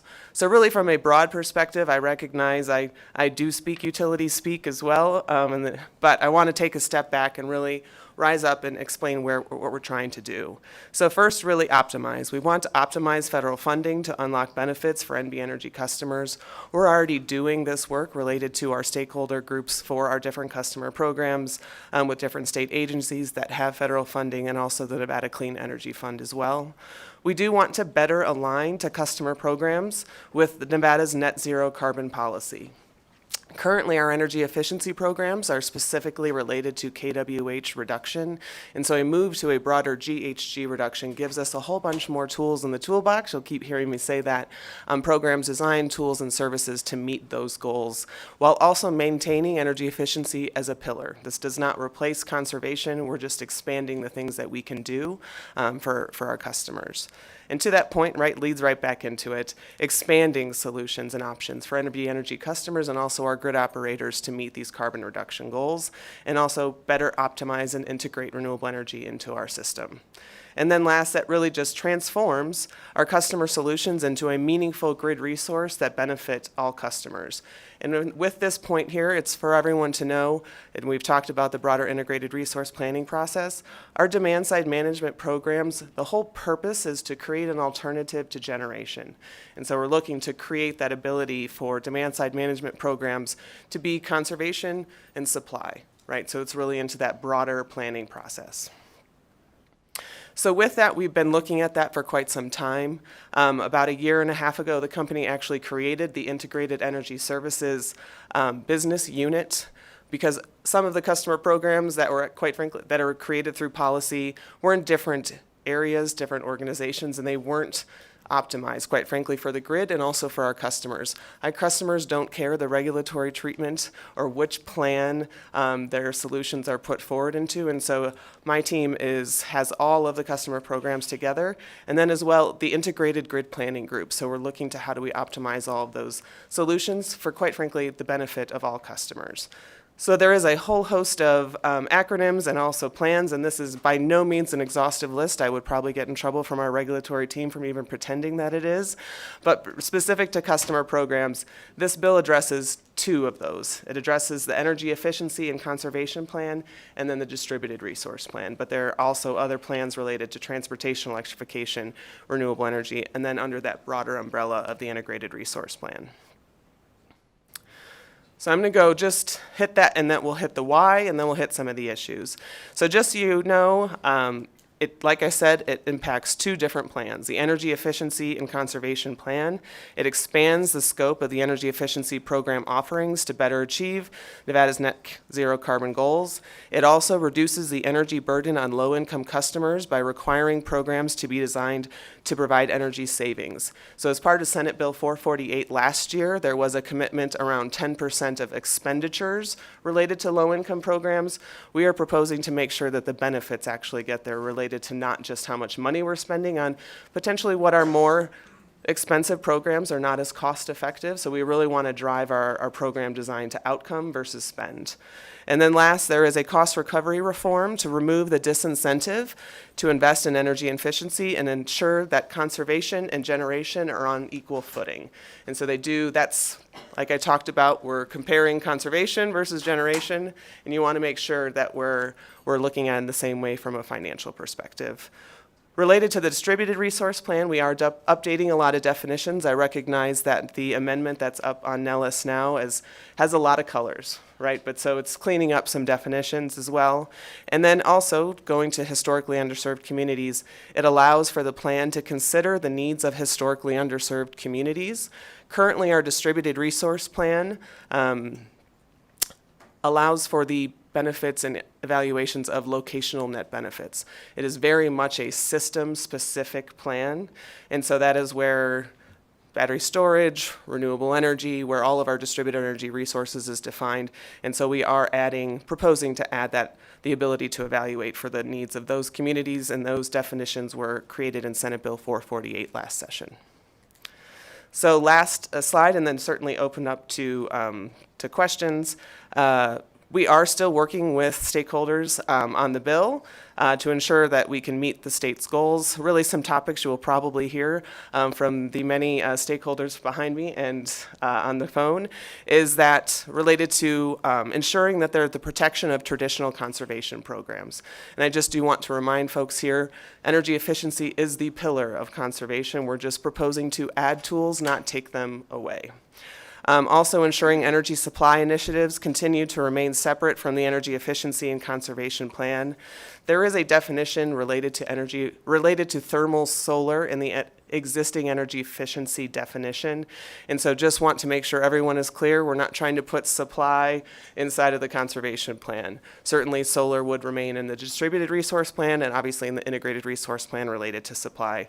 The whole point of conservation is to be a comparative to generation. Related to the cost recovery language of the Energy Efficiency and Conservation Plan, our proposal obviously is to just make sure that we're on equal footing related to generation, but certainly have ongoing conversations with all of the stakeholders related to that, because there's a whole host of ways you could do it. We just put something forward. And then also topics related to utility ownership of distributed energy resources. Nothing in this bill prohibits any other ownership option. We're just putting forth making sure that utility ownership is there. It is something that we are also hearing from our customers that they want more options. It's providing more options for our customers. We're also looking at different options related to utilizing what we're saying is filling in the infield, right? It's a different solution for utilizing that for energy supply, where we would potentially be renting roofs or your garage, so making a lease payment and then its generation to the benefit of all customers and providing a solution for our customers that they're asking for. So that is the high-level update for the bill, trying to raise up the issue, although I now recognize that I skipped a slide, so I'm just going to talk about it real quick. Because people also ask why. Why is flexible load so important? Especially here in Nevada, we have excess capacity most hours of the day, most months of the year, right? And so we want to be able to utilize more tools to utilize the existing capacity that we already have. So that is the point of this. We want to grow more flexible load. From an example perspective that we're working on right now, that's actually already approved by the Public Utilities Commission, is moving our off-peak times, right? So for time of use for electric vehicles, our off-peak is now from 12 a.m. to 12 p.m. to put this new load where we have excess renewables. So we're trying to avoid the curtailment of renewable energy, and we already have tariffs approved. We're already working on expanding demand response technologies that's more than just thermostats as well. And then we are implementing a distributed energy resource management system to facilitate more integration of that flexible load. So just high level to explain, visually what we are doing and what excess capacity actually means. We have the ability to serve some of this new load with existing resources, and the proposals in front of you gives us more tools in the toolbox and the ability to do that for the benefit of all customers. And with that, I actually will wrap it up this time.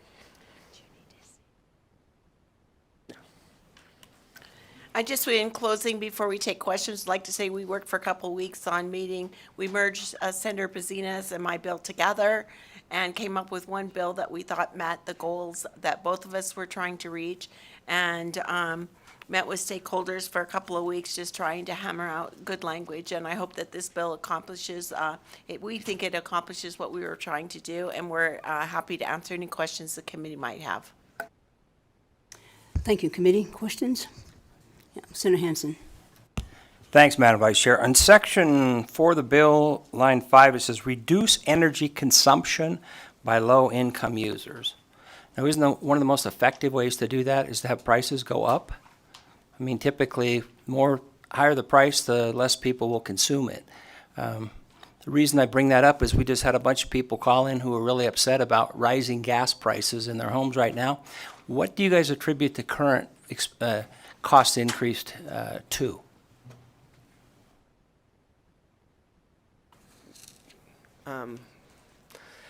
So Marie Steele for the record, NV Energy. Thank you for the questions. I'm trying to break it up two there in my mind.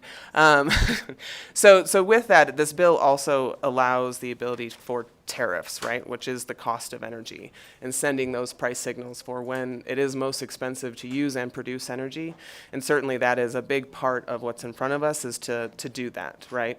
And so we recognize that we would like to do that on top of maybe, say, appliances. And so tariff design and price signaling is certainly a component of the strategy of making sure that we're bringing down the total cost of energy to all customers by utilizing existing capacity. So. Okay, but your goal is to reduce energy consumption by low-income users in the bill. That means high-income people probably aren't going to be nearly as affected if prices expand. I'm just kind of wondering if it seems like we're singling out the wrong body of people who are probably using the least amount of energy in the first place. I'm looking out for the little guy in all this because I know wealthier people can certainly afford whatever you guys end up charging, but for the people in those low income brackets in particular, they're already upset, and if these things go into, if the current trend continues, those energy prices aren't going to go down. Yeah. Apologies. Marie Steele, again, for the record, I think I may have misunderstood your question, right? So the program and policy already in place is to focus on programs to lower the energy burden for low-income and historically underserved communities. Current statute directs us to spend a certain amount of money on programs, and recognizing that doesn't necessarily help low-income customers, we're proposing to change it to make sure that the benefits and the savings actually get to them very specifically. So certainly targeting them on that.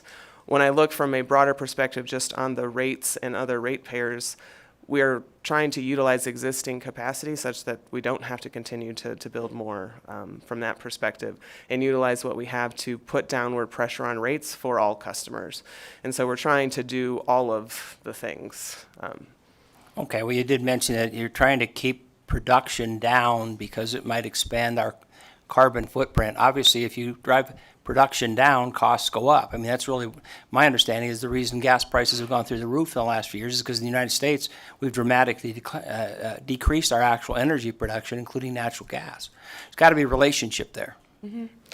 Well, Marie Steele, for the record, apologize again, with NV Energy. To the slide that I had presented before, with these programs, we're proposing to utilize existing capacity where we have it in different months and different hours, right? And so it's not just a reduction. We're trying to utilize what we already have from price signaling and different programs designs. And last question, if you heard earlier, I've been watching this, and China has dramatically expanded their carbon footprint in the last few years. In fact, I read that they built 30 coal-fired plants in the last year. Am I wrong? We all share the same atmosphere. So whatever we're reducing here, if we drop it, because my understanding is Nevada currently is about 1 million metric tons a year, and they've gone up 1,413 million metric tons in 16 years. So whatever we're doing here, it's the same atmosphere. I'm just kind of wondering, are we spinning our wheels? Are you guys looking at the global picture? Because we're obviously trying to reduce our carbon footprint in the state of Nevada, but whatever we're doing is being offset by other countries. Marie Steele, for the record. Certainly, we serve Nevada, so we're focused on Nevada, right? But we're obviously managing and watching global trends. But when you think of the greenhouse gas reduction, it's local air quality as well, right? When we think of transportation electrification and other things like that, that you're trying to utilize what, quite frankly, renewable energy is our resource that we have here as well. So moving programs to utilize more renewable energy, and then also the local air benefits related to transportation electrification. So certainly, I hear your global perspective, but I still think there is opportunities here in Nevada that we can optimize for. Well, I salute you for doing it. It's our policies. I'm just looking at the big picture, and it seems to me like we are absolutely hamstringing our energy production, driving costs through the roof for the poorest people. At the same time, we're allowing China to build 30 coal-fired plants. It just blows my mind. So anyway, thank you, Madam Vice Chair, for that indulgence.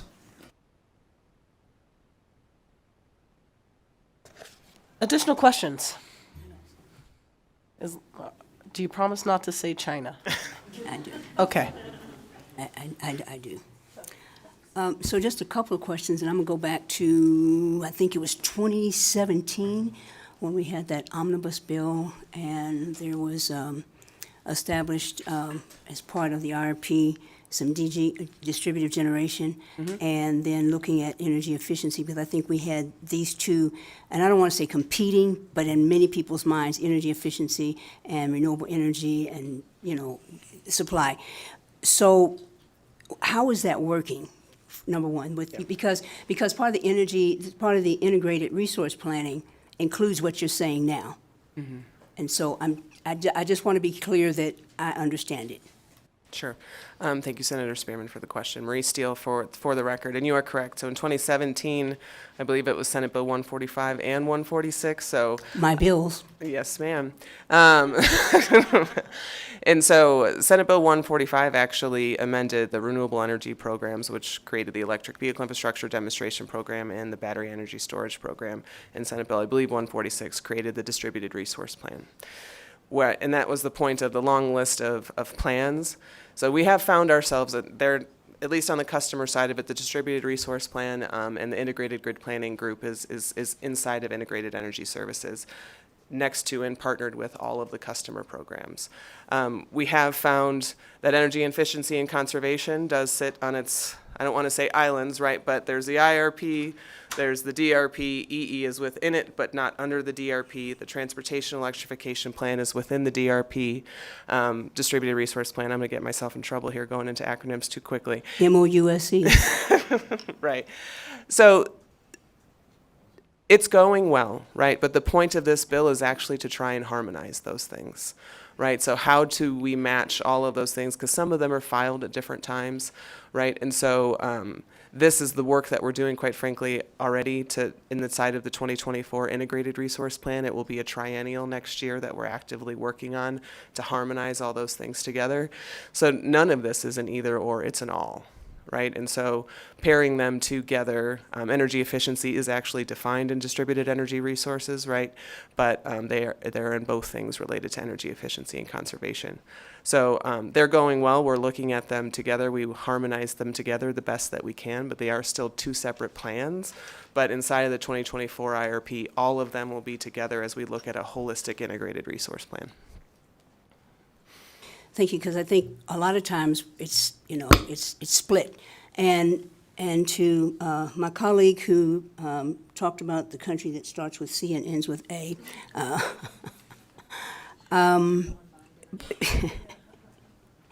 part of what we have to do when we start talking about renewable energy and making that switch, you can't jump off the cliff. It's not going to happen altogether.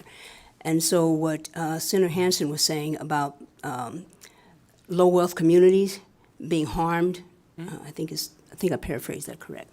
So if we don't pair EE with supply, reduction, distributive, all of those alphabets, I'm not sure that we can do what most people want us to do, which is reduce greenhouse gases, because people are still living in homes that don't have, a high enough R factor.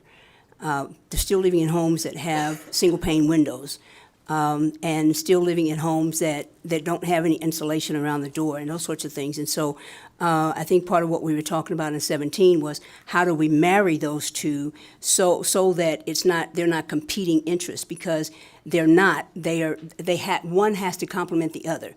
Because if you don't have energy efficiency, you can forget it, because the appetite for energy is too big. Thank you for that follow-up question, Marie Steele, again, for the record. We recognize that as well. That's why it was the creation of the Integrated Energy Services, quite frankly, business unit, to harmonize all those things together, because it's going to take all of it. Our customers want different technologies. We help them evaluate all of them together. And so we are actively working on that. So it's the renewable energy development. It's also utilizing the existing resources that we have already that are natural gas. And then it's also, quite frankly, the first slide, transforming these customer solutions into a meaningful grid resource, right? So we are actively working on it, and it would be put forth in front of the 2024 Integrated Resource Plan. I think that will be the first triennial where all of this is truly coming together to optimize for the grid and put that downward pressure on rates. I am very fortunate on my team to have folks that have also led up distribution planning and then also happen to live in those communities as well. And so we're just as passionate about the grid as we are protecting our customers. And so we are actively working on it. So the other thing is we have, I think it was 2019, that we passed legislation 50 by 30. And anybody who's ever heard me talk about this is not new. I think we may get there, but I'm not sure that we will, because we continue to have this disjointed, if you will, energy policy. Not just for NV Energy, but it's kind of disjointed. It's either this over here or that over there. And so how will this bill help us get to 50 by 30? 50% renewable by the year 2030. Yes, ma'am. And for people who are unaware, we're every other year. So you come back in 25, you got 25 to work on it, you got 27 to work on it, and if you don't have some idea by 2029, it's going to be legislation that pushes it out. Yeah. Marie Steele for the record. So very specifically for this bill, the energy savings modification to the definition also points us to create programs that limit curtailment of renewable energy.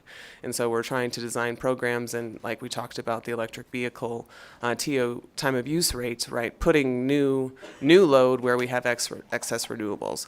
So we are very specifically trying to design programs, portfolios, tariffs, such that we're supporting the development of renewable energy so that we can continue to push towards that renewable portfolio standard goal. Oh, yes. So I think this is the last question, Madam Chair. So we're only talking about electrification, and we're talking about EVs. Mm-hmm. And there was mention of, low wealth communities, BIPOC communities. And so many people who don't own a home also will find it far-fetched to say, I'm going to own an EV, because where in the world will they charge it? If they're in apartments, if they're in condos, or, share a room with a sister or brother, something like that. So in this whole planning, are you working with other options for renewable energy so that we might get there? And I hope this is germane to the bill, because I always hear the buzzwords. We're going to do this for, it's not an attack on you, okay? But I always hear the buzzwords that this is going to affect low-income communities, or this will help low-income communities, or this is something that low-wealth communities want, and that sort of thing. And so for me, it's got to be practical, and if we're only talking about one sort of renewable energy, I don't even know that we can get there, because right now EVs are out of reach for many low-wealth communities. Yeah. Full stop. Marie Steele for the record. So very specifically, this bill is not addressing the transportation electrification plan. The presentation of the EVTOU for utilizing excess renewables was just an example to say, proof in the pudding, right? That we're moving on this process versus just a concept to present in front of you today. But for these two things, right, and I hear you from renewable energy development, we're looking at that all resources to serve load, but that's the part of the broader energy supply plan in the integrated resource plan.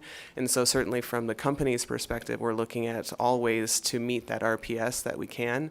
Certainly battery storage, long duration storage, other fuel types like hydrogen, right? We're actively looking at all those things. And so this is just one component of the demand side to help meet all of those needs together. Senator Pezzina. Thank you so much, Chair, and thank you so much for the presentation. We have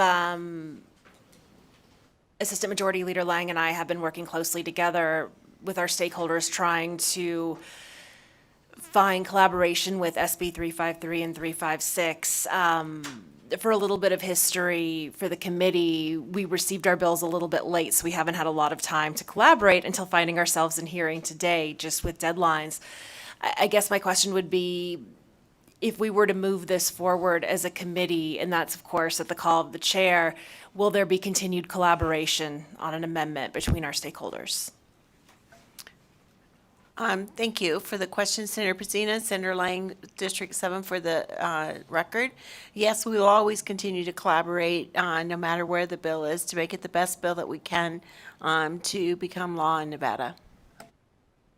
Thank you so much. That's what I was looking to hear, and I really appreciate all the efforts to date. Thank you. So I see that the last slide is the process update. Looks like there's still some stakeholder discussions that are happening, per the discussion from Senator Pezzina. My question is, how long is that going to take? how far are we from resolving those 4 bullet points that you've got up there? Senator Lang, for the record. Thank you for the question. I think we're not far.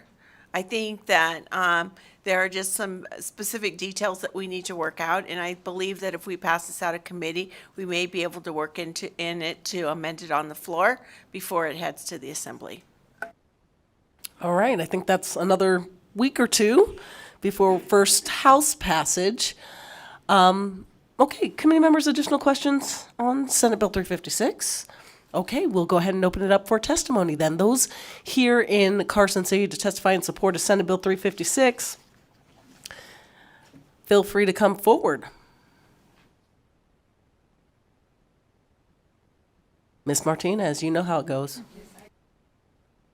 Thank you, Chairwoman Harris and the members of the committee. For the record, my name is Susie Martinez, and I am the Executive Secretary of the Secretary Treasurer of the Nevada State AFL-CIO, and on behalf of 150,000 members and 120 unions, the Nevada State AFL-CIO supports Senate Bill 356. Energy costs are already a burden on our families, and we're expecting them to skyrocket as yet again approach another hot summer in Nevada. It is vital that we implement energy-efficient programs so that we can not only reduce our impact on the environment, but also bring down Nevadans' energy bills each month. This legislation will also specifically benefit low-income Nevadans by ensuring that certain investments are made in communities that have been neglected for far too long. I'd like to thank Senator Lang for introducing this bill, and we support it fully. Thank you. Good afternoon, Chair Harris, members of the committee. For the record, David Cherry, Government Affairs Manager for the City of Henderson. Let me start by saying this discussion on this bill today has left me energized. The City of Henderson supports this legislation because it will assist our state's electric utility in meeting a series of important goals related to reliability, conservation, and meeting the needs of historically underserved communities. We have seen our own success as a municipality in achieving energy savings through conservation efforts and investments in energy efficiency, including through the use of smart technology. The benefit to the community from these efforts has been a reduction in the city's contribution to conventional sources of air pollution linked to asthma, as well as shrinking our carbon footprint. And we are seeing the same benefits on a larger scale due to investments in conservation and renewables by NV Energy, and we are hopeful this bill will expand on this record of success. Thank you. Thank you, Chair Harris, members of the Committee on Growth. For the record, Leonardo Benavides, Government Affairs Manager for the City of North Las Vegas. I just want to echo the sentiments from our colleague from Henderson, without the puns, of course. We are here in support of SB 356. We want to thank Senator Roberta Lang. An importance, right, of serving our underserved communities, especially in energy savings, I think is very important for the city as well. So thank you so much. All right, looks like we have some folks in Las Vegas ready to testify in support. Go ahead when you're ready. Good afternoon. My name is Leslie Mujica. I am the Executive Director of Las Vegas Power Professionals. I represent the union electrical construction industry. I am here in support of Senate Bill 356. This bill aligns perfectly with Nevada's 2050 net zero carbon goals. It will accelerate the adoption of energy efficiency measures that will reduce Nevadans' carbon footprint and will reduce energy costs. This bill will also help leverage federal funds available to Nevadans under the Inflation Reduction Act. In addition, Senate Bill 356 will promote economic development and bring jobs to Nevada that will expand rooftop solar and energy storage options available to customers. And these projects will help create work opportunities for our union members that live in the state of Nevada. We support the passage of Senate Bill 356, which supports grid reliability and helps advance Nevada's clean energy future. Thank you. Good afternoon, Chair Harris and members of the committee. My name is Ronnie Young. I represent the IBEW Local 357 in Southern Nevada. The IBEW believes that this bill will do great things for helping Nevada hit the net zero carbon goal that we have for 2030 and 2050, and it will help everyday Nevadans by building on the energy efficiency programs that already are offered by the utility. We thank Senator Lang for all of her hard work for working families, and we urge the committee to vote yes on SB 356. Thank you. Okay, not seeing anyone else in Las Vegas, we'll go ahead and go to the phones. BPS, anyone on the phone line to testify in support of Senate Bill 356? If you would like to testify in support of Senate Bill 356, please press star 9 to take your place in the queue.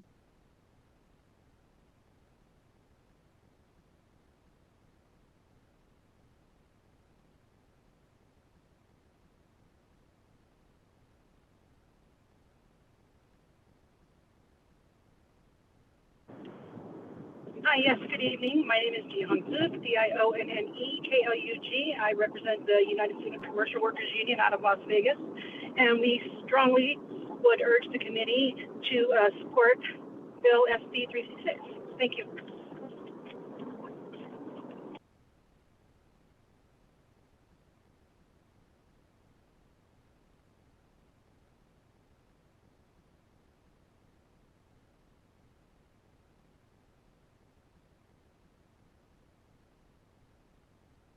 Hello, my name is Thomas Bird, capital Thomas, Thomas, capital BIRD, Bird, and I'm here on behalf of NARA, the Nevada Alliance for Retired Americans, representing 18,500 members, retired members across the state. We're here today in support of SB 356.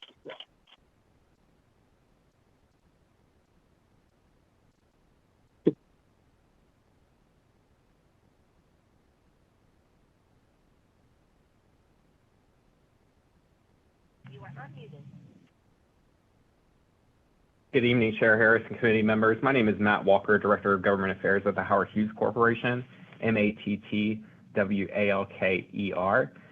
Senate Bill 356 would expand the tools available to reach state and local climate goals. The bill, as amended, holds the promise of expanded rooftop solar storage options in a way that benefits all ratepayers. Senate Bill 356 would promote these important conversations in a public forum where costs and benefits can be appropriately considered and gives our state the best chance to reach our community's necessary greenhouse gas emission goals in the most cost-effective means possible. We are in full support and thank Senator Lang for her hard work on this important topic. Thank you.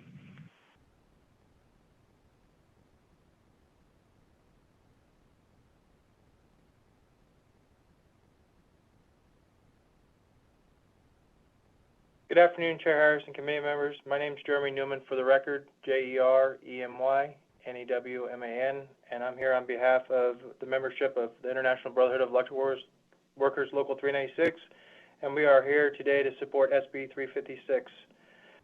We'd like to thank Senator Lang for her leadership and urge the committee to support the passage of SB 356. Thank you.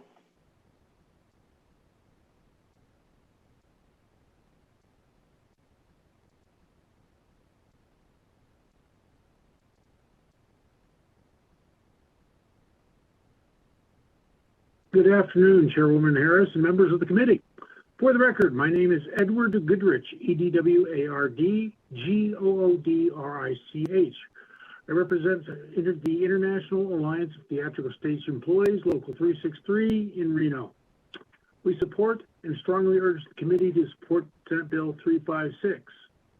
This bill will put Nevada on track to achieve its net zero carbon goal and also reduce energy costs in the long run for our state's working families. I thank the committee for its time.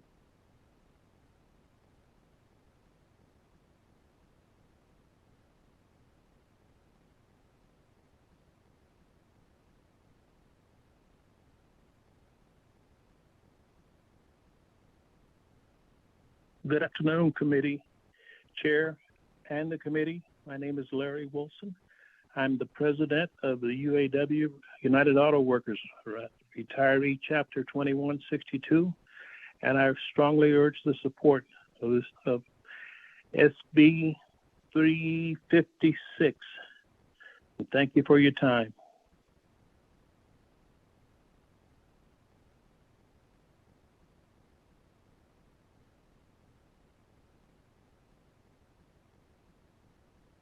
Good afternoon, Chairwoman Harris and members of the committee. For the record, my name is Liz Sorensen. That's L-I-Z. Last name is S-O-R-E-N-S-O-N. I'm in strong support of Senate Bill 356, and I urge this committee to support the bill as well. Thank you for your time this evening.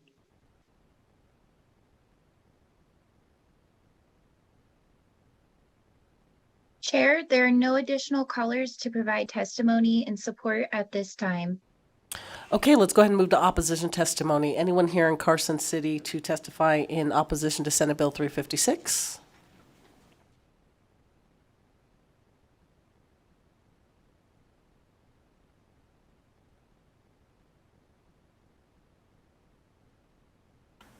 Thank you, Chair and members of the committee. For the record, my name is Christy Cabrera-Georgeson, and I'm the Deputy Director of the Nevada Conservation League. We are here in opposition of SB 356. Though we absolutely support greenhouse gas reduction, this bill does not contain the safeguards for energy efficiency, which are crucially important for historically underserved communities. We should be prioritizing programs that lower energy demand and save Nevadans money. Additionally, an NCL priority this session was advancing beneficial electrification as part of energy efficiency programs. While we had worked with the bill sponsors and stakeholders to merge these bills, the beneficial electrification concepts were ultimately left out. We also have concerns about costs being passed on to ratepayers. Nevadans are already being hit hard with record high energy bills due to skyrocketing prices of methane gas, which has to be imported from out of state. This is not the time to add additional costs, and the utility should focus on efforts that actually reduce energy costs for consumers. Thank you.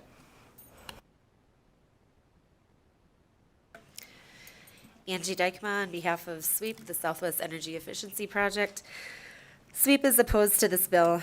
We are a supporter of beneficial electrification as an essential tool for decarbonizing buildings. To support beneficial electrification, SWEEP began working on a bill concept with our partners and a different bill sponsor earlier this session. When the bill sponsors agreed to merge the bill draft with this one, a number of the original components which we supported were left out.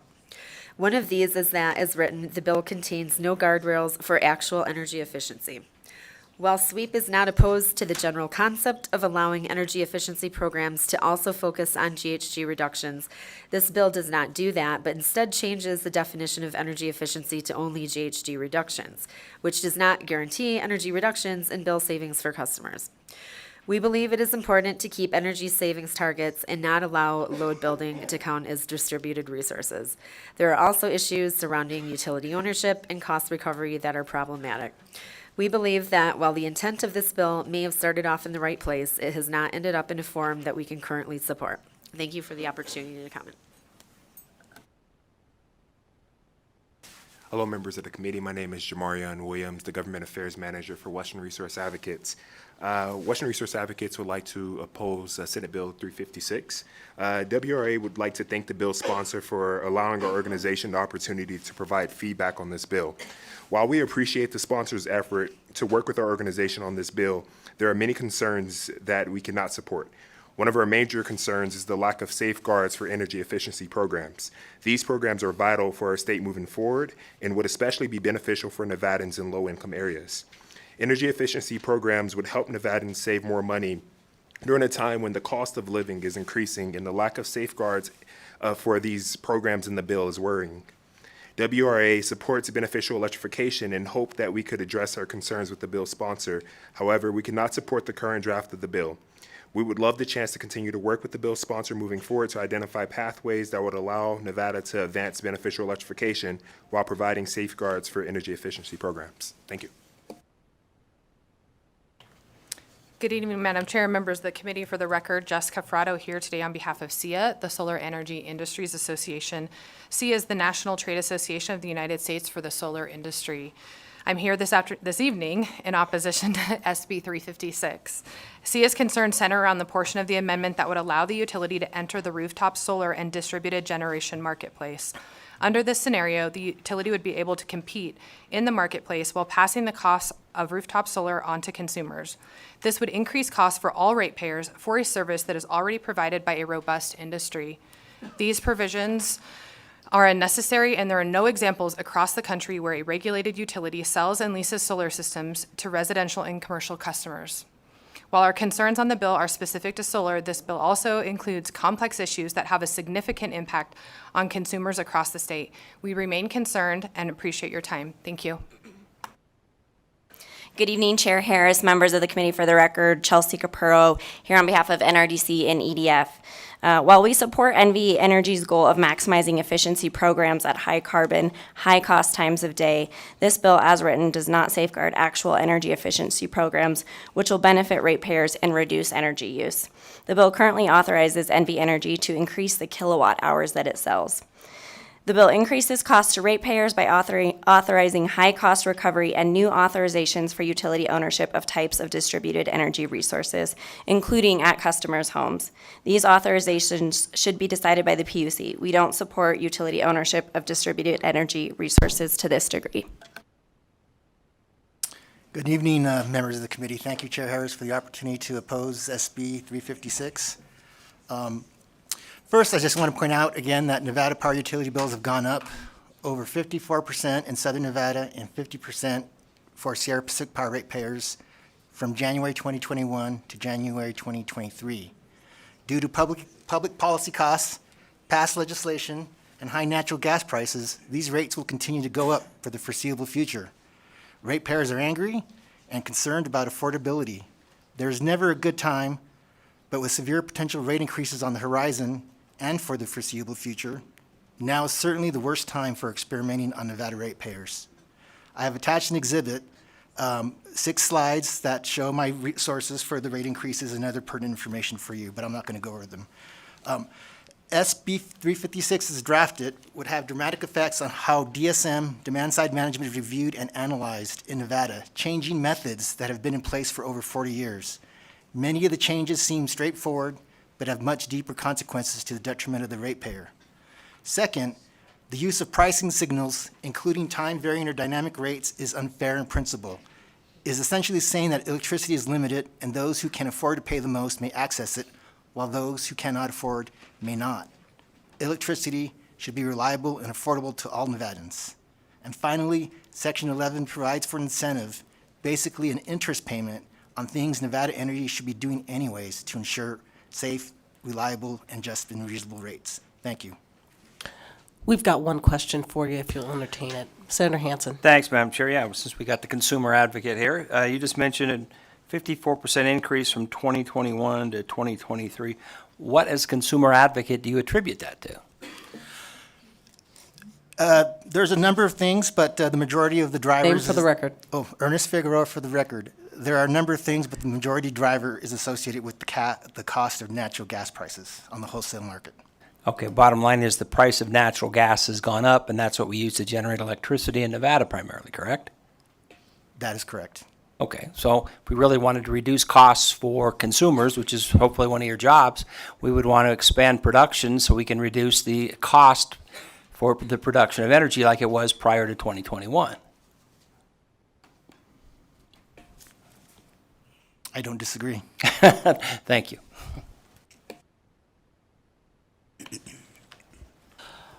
Okay, you're up.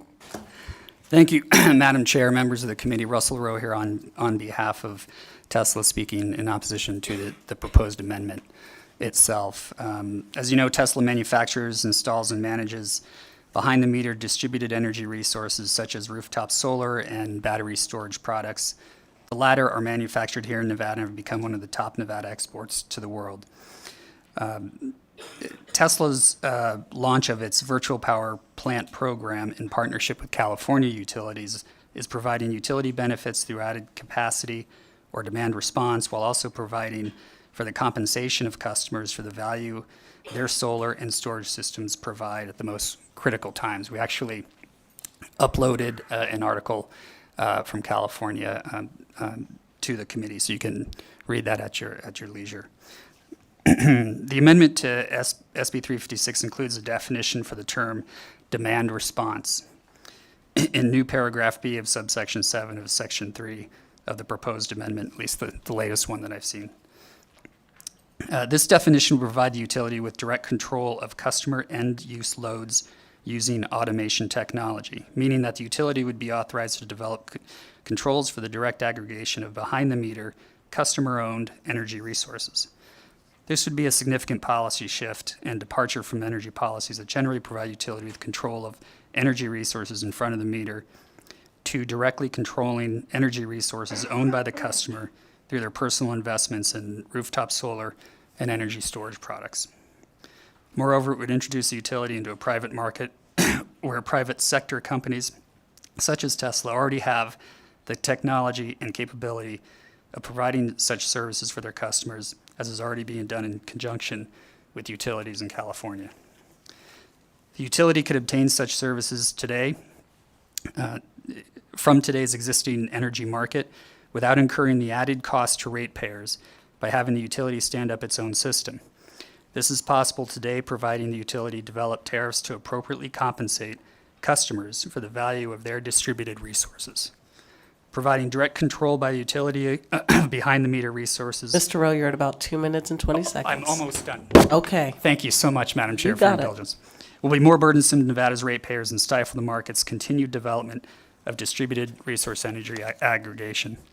While Tesla supports the use of traditional demand response programs, we recommend the deletion of this demand response language and instead suggest development of tariffs to compensate customers, spurring competition while providing utilities cost-effective and customer-friendly utilization of distributed energy resources.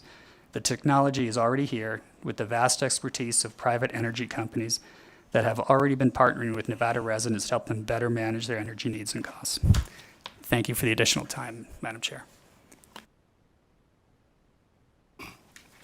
Good evening, Chair Harris and members of the committee. My name is Matt Morris with Holland & Hart. For the record, here on behalf of Nevada Resort Association.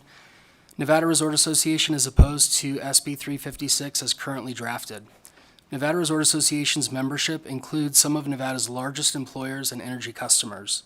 Our members are also leading the way in supporting renewable energy development, promoting conservation initiatives, and reducing greenhouse gas emissions. While we appreciate the stated intent behind SB 356, overall, the bill raises serious concerns regarding significant costs that could be passed to ratepayers. The bill lacks clear guidelines to ensure a thorough regulatory review of the utility's energy programs and to ensure that meaningful benefits accompany the costs that may be passed on to customers. There's been extremely limited time to review the recent changes to the bill, and we truly appreciate Senator Lang's efforts to facilitate stakeholder input, but as others have mentioned, stakeholders have had very little time to evaluate a bill draft that includes highly technical and potentially far-reaching policy changes. We're also concerned about proposals to eliminate performance measures that are tied to the utility's cost recovery. SB 356 appears to replace performance-based measures with mandatory cost recovery, which risks passing costs on to customers without guaranteeing tangible benefits. And finally, we're concerned that the bill could restrict energy regulators' discretion to fully and fairly evaluate proposed energy efficiency programs, including their costs and benefits. The Public Utilities Commission should retain its existing discretion to assess the costs of proposed efficiency programs based on measurable and verifiable effects to advance energy efficiency, as NRS 704-785 currently provides. SB 356, as drafted, appears to eliminate this discretion. Although we are opposed to this legislation as drafted, we truly appreciate Senator Lang's willingness to consider the comments and serious concerns of affected stakeholders. Thank you. Thank you, Chair Harris and members of the committee. My name is Carlos Fernandez. I am the Executive Director of the Nevada chapter of the American Institute of Architects, or known as AIA Nevada. On behalf of the AIA Nevada, I would like to express our genuine concerns about Senate Bill 356. We firmly believe that energy efficiency and beneficial electrification are essential components of sustainable design.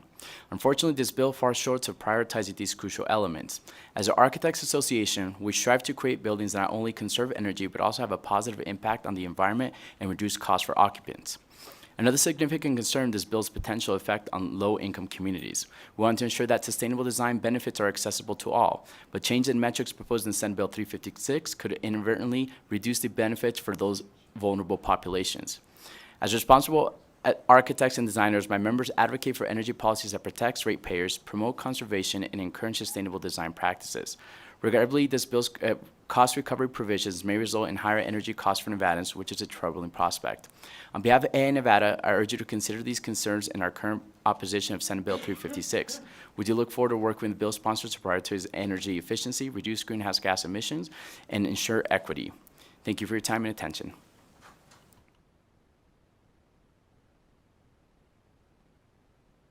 Okay, anyone in Las Vegas who'd like to testify in opposition to Senate Bill 356? Not seeing any. BPS, can we check the phones for opposition testimony, please? If you would like to testify in opposition to Senate Bill 356, please press star 9 to take your place in the queue.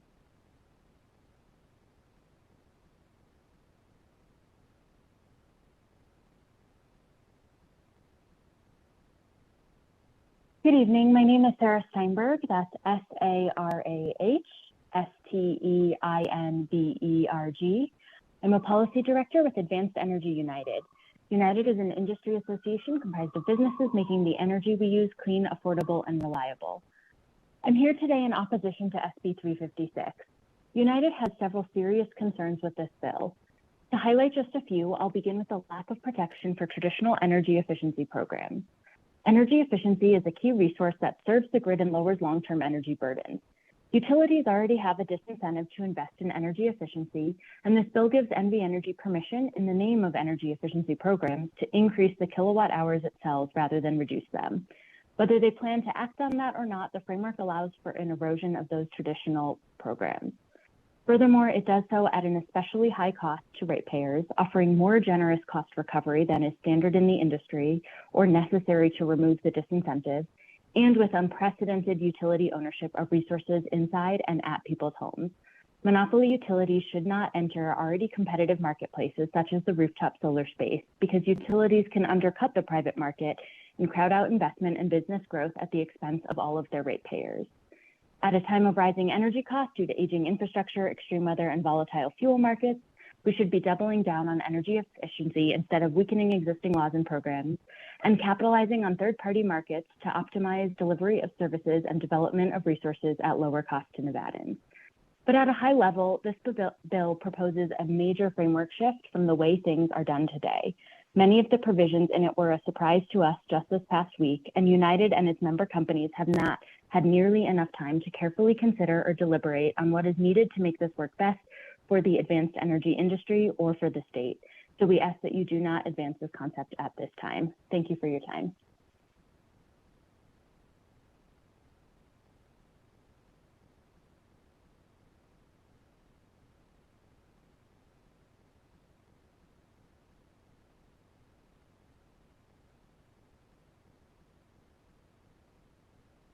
Good evening. My name is Ben Arith, BENAIRTH for the record. I'm the policy director at Freedom Forever. We have significant problems with this legislation. Utility ownership and of behind-the-meter resources will drastically affect cost recovery. It is extremely problematic. The key line for us is a level playing field. Allowing utilities who have a rate-based market to compete with solar companies is just unfair. It really boils down to this analogy. Letting the wolf in the hen house and allowing them to make money just cannot happen. Thank you for your time.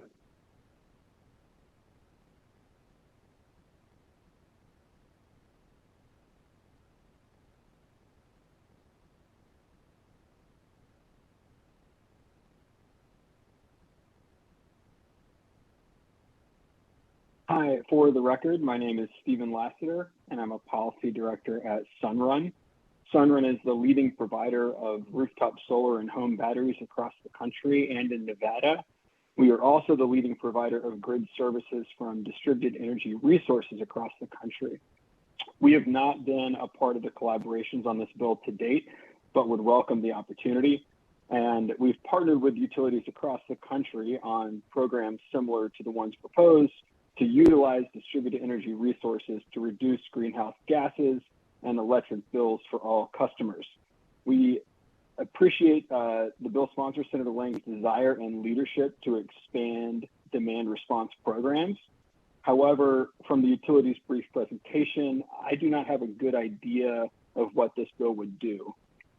Further collaboration with stakeholders, I think, is warranted, especially private sector companies who, as Tesla said, are already providing the grid services and solutions and benefits that this legislation seeks to accomplish.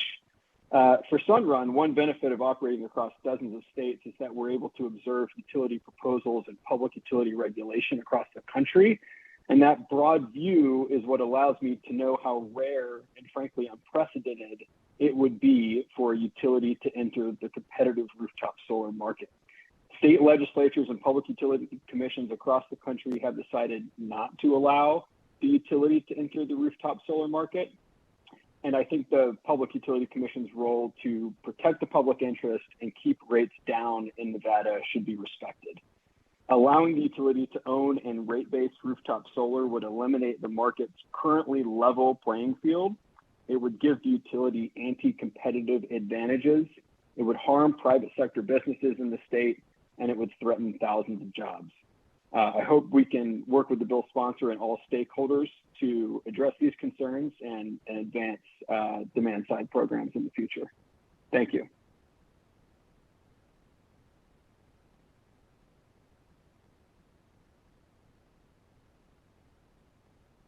Chair, there are no additional callers to provide testimony at this time. Thank you so much. Anyone here in Carson City to testify in the neutral position, Senate Bill 356?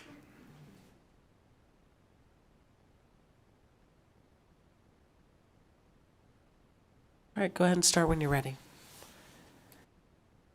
Thank you, Chair Harris and members of the committee. For the record, Garrett Weir, General Counsel to the Public Utilities Commission. We think that this bill presents an opportunity to improve demand-side management by adding tools to our toolbox to cost-effectively reduce greenhouse gas emissions and maintain reliable service. But as introduced, there are some questions that we have regarding what it would look like in practice at the PUC.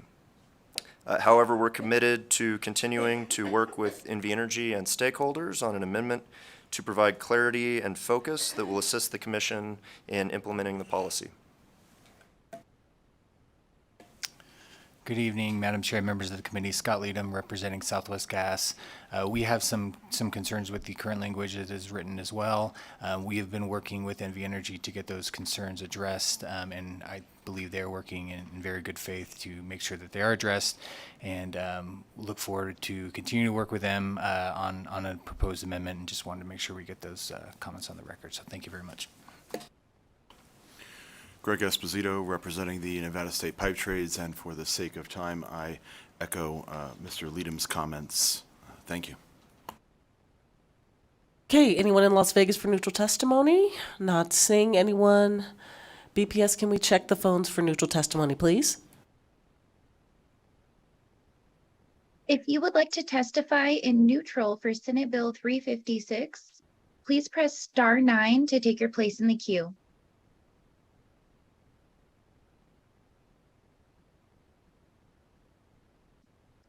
Chair, there are no callers choosing to testify at this time. All right. Senator Lang, would you like to make any closing comments? Okay, perfect. Ms. Steele.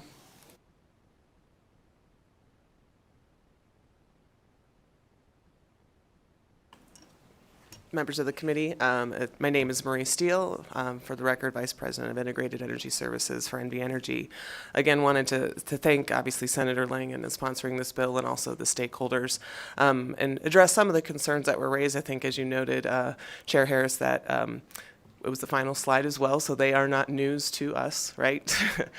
Certainly, as I talked about, right, the guardrails related to energy efficiency, conservation energy efficiency is the pillar of this, and so we certainly are committed to that and are anxious to work on language related to making sure those current concerns are relieved as well. And so, you know, we are working with folks, and then too, just wanted to make sure related to the distributed energy resources and then also just demand response. Given the available and excess capacity, this is something that actually is Nevada, NV Energy is almost a leader on, right? When we think of our air conditioners, it's almost 220, 250 megawatts a load related to meeting peak needs.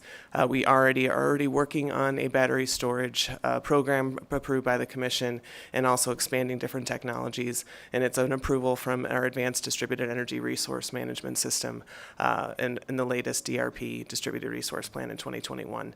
So we are aggressively looking at it, and the things in the technologies mentioned by some of the stakeholders are some things that we are already working on, and making sure that we're maximizing the benefits put forward from the renewable energy programs related to battery storage and renewable energy systems through the REAPER. So we are certainly committed to working with the stakeholders. Love the conversation today, and we will bring more feedback back. Okay, thank you. With that, we'll go ahead and close out the hearing on Senate Bill 356. And I'm going to turn it over to Vice Chair Spearman, unless Senator Dunyate wants to go now. Come on up. Sorry, David. All right, Senator Dunyate. We'll go ahead and open up the hearing on Senate Bill 293. And committee members, just for your information, we just received a second conceptual amendment from the senator. I believe he'll be explaining that as he goes through the bill hearing. Senator, go ahead and begin whenever you are ready, sir.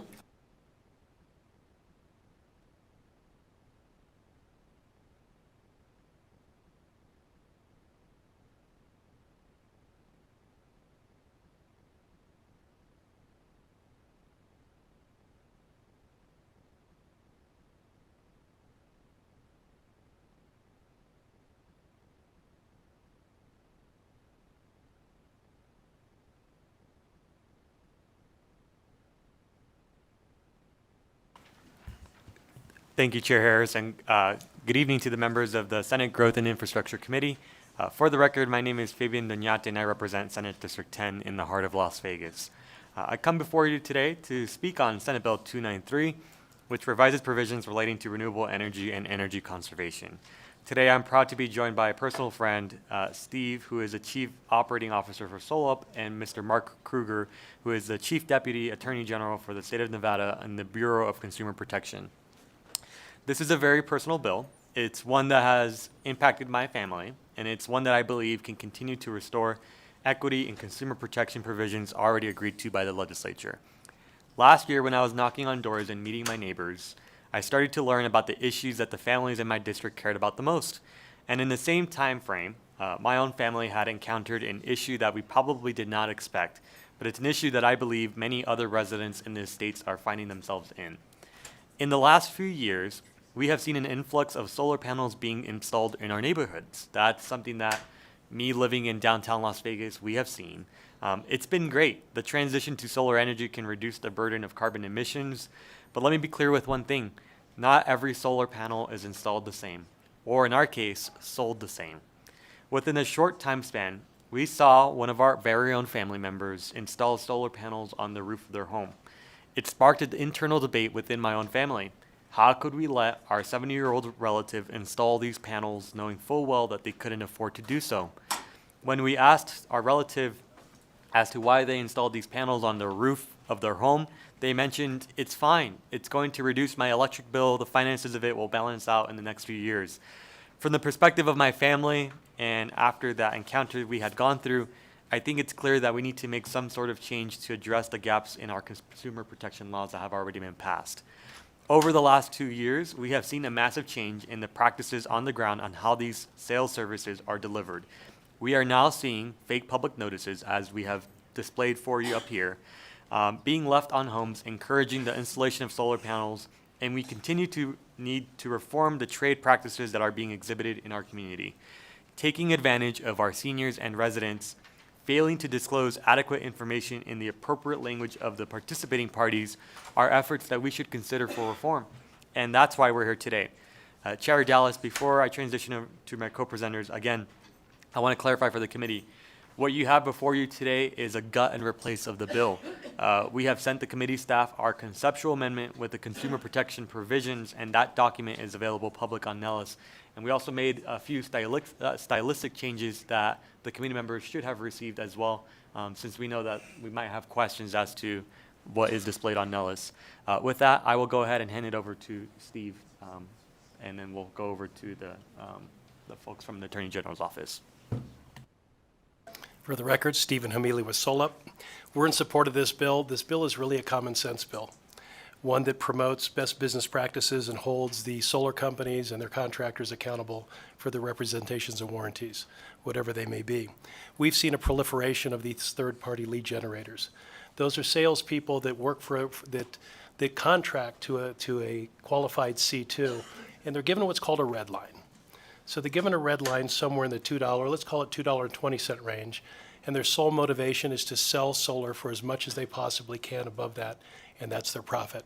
They're not trained, they're left unhinged and unleashed, and very few of them have an understanding of solar. Solar is not simple. Solar, if you look just in Nevada, we're looking at two different issues in Nevada. In southern Nevada, we worry about heat coefficients. It's 115 degrees down in southern Nevada in the summertime, maybe even hotter.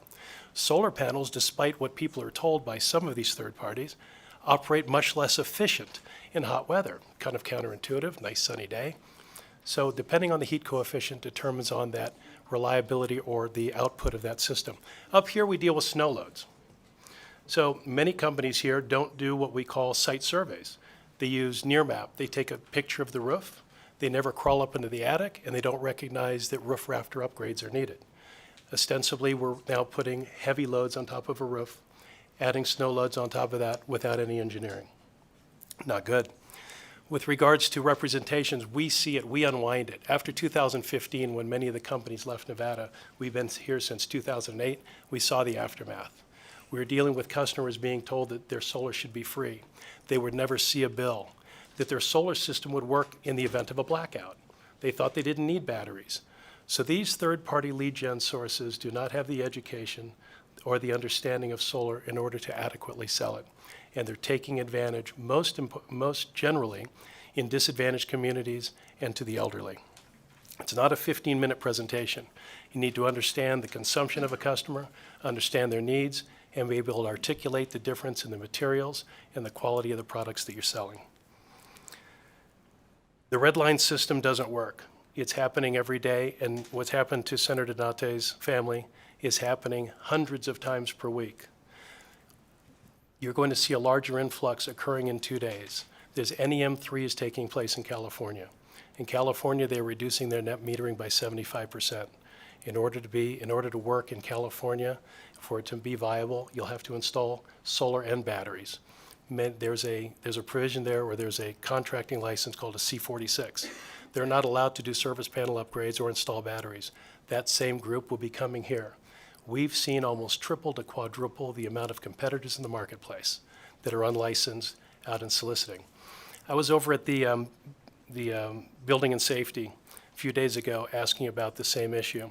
They said they're receiving 20 to 30 new applications from contractors they've never heard of before. Their plans are being engineered outside the country, stamped outside the state, and then submitted and being rejected with very little, if any, quality control. So we don't find this bill onerous whatsoever. Again, common business practices. There's no additional expense that would be incurred by a company to be able to abide by these regulations, and we're in support. Thank you for your time. Thank you. My name is Mark Kruger. I'm a Chief Deputy Attorney General with the Bureau of Consumer Protection at the Nevada Attorney General's Office. It's a pleasure for me to be here today and to support this bill. I'd like to take you through the amendments and the second conceptual amendments, just kind of blend them together so you understand what's going on, and certainly would welcome any questions. The first part is the part that amends Chapter 624, which is under the Nevada Contractors Board. There's two regulatory bodies over solar. The first is our office, which regulates the actual agreement that's used, and then there's the office of the Nevada State Contractors Board, who regulates the contractors. In this amendment under Section 1, we've attempted to capture the third-party salespeople that are what we're finding are the subject of most of the complaints that are coming in. And if they can be have to be employees of these companies, there's more accountability, and that solves a lot of the problems. I've made a conceptual amendment under Section 1 because of some questions and some concerns that were brought to our attention, we've tried to address those, and that's the reason for this second conceptual amendment. But I wasn't able to do the color changes, and I apologize for that. But a person shall not directly or indirectly perform or offer to perform any works concerning a residential photovoltaic system used to produce electricity or sell, negotiate, advertise, solicit, or offer on behalf of a contractor. And that's the rest of the language. Where I put ... that just means that that existing language from the First Amendment is there. I just wanted to make sure that was clear. The State Contractors Board supports this bill and asks that we delete this existing language in subsection B, which is what the attempt was to do there. I'm going to go a little bit quicker as we go through it so that I don't take up your time. I know it's been a long night or afternoon. In addition to that, because of some concerns, I've added a fourth section. The provisions of section 1 and 2 do not prohibit a third-party person from generating lead generators. This is the type of things that they're not actually selling. They're not actually doing the hard sales to induce somebody to purchase solar. What they're doing is generating leads. Hey, this person might be interested in solar, and sending it off to these companies. So I'm going to skip on down to a new section that we added here on the second conceptual amendment, and that was to make sure that we capture the photovoltaic system within the generated distribution system, which is contained in Chapter 598. Photovoltaic system is roughly, in the industry as I understand it, known to be rooftop solar. The distributed generation system is a broader umbrella, it can capture rooftop solar and other things. We wanted to make sure that was absolutely clear, and we wanted to delete that connection to the grid, because there are certainly rooftop solar being sold where places aren't connected to the grid. So that's the amendments for that. Amendment to Section 5. Very slight amendment here. I just wanted to highlight it in the second amendment here, that there was an issue as to the time of the recording. That's key for us to be able to really prove whether or not there was some sort of false or misrepresentation made to induce someone to purchase. And if they have a recording, it protects the company, protects the consumer. It absolutely helps us prove what happened. So it can be at the time of the execution of the agreement, which is sometimes when the sale occurs, or within 48 hours afterwards to confirm that that execution of the agreement was done and no misrepresentations were made. So we added that language there as well. We also were concerned about how the length of the time, so we decided that the verification call needs to be made prior to the installation of distributed generation system. That really protects the company as well as the customer, but the company's protection is because they spend thousands of dollars to install these systems. If they have to pull it off, it's going to be quite expensive. So this way we get it right before it's actually installed. Moving on, the other sections of the bill address the different various agreements and add this special language in that agreement in a very large, bold typeface font that indicates that these people have a 3-day right to rescission. And also because what we're noticing is that a lot of these solar companies are trying to sell solar to people who don't necessarily speak English as a first language. We want them to have the opportunity to be able to get any kind of documents that they're going to be reviewing in that language that is being conducted at the time of the sale. It just makes common sense. So that takes care of all of those. I'll move forward to Section 5. Section 5 is the language that I talked about with the 48 hours. Section 6 is the violation provisions, and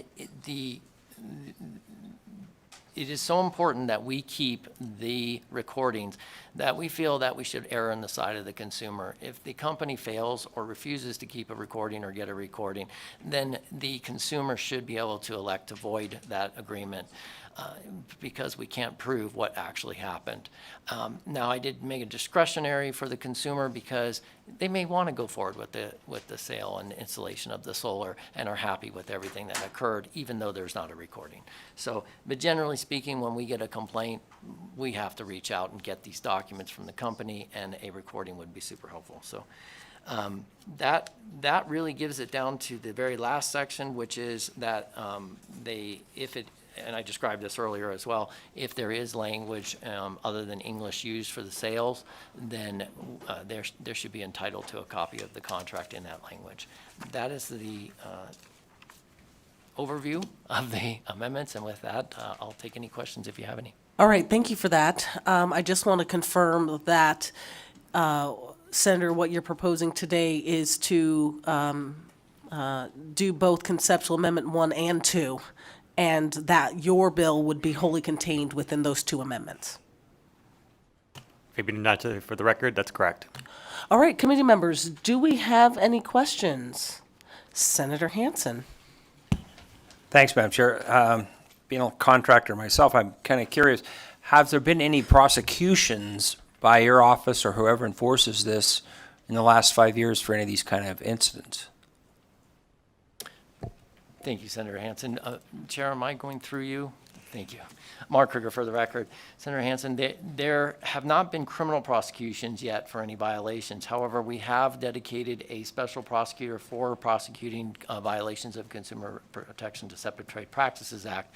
So we anticipate that there may be. One of the difficulties in determining who is making the sales is one of the difficulty in prosecuting is determining who is making the sales. So oftentimes we can't figure it out when you have these third-party salespeople, because what they do is they go from one third-party company to another, and even if somebody is able to identify them, usually we can't figure out where they are at that point.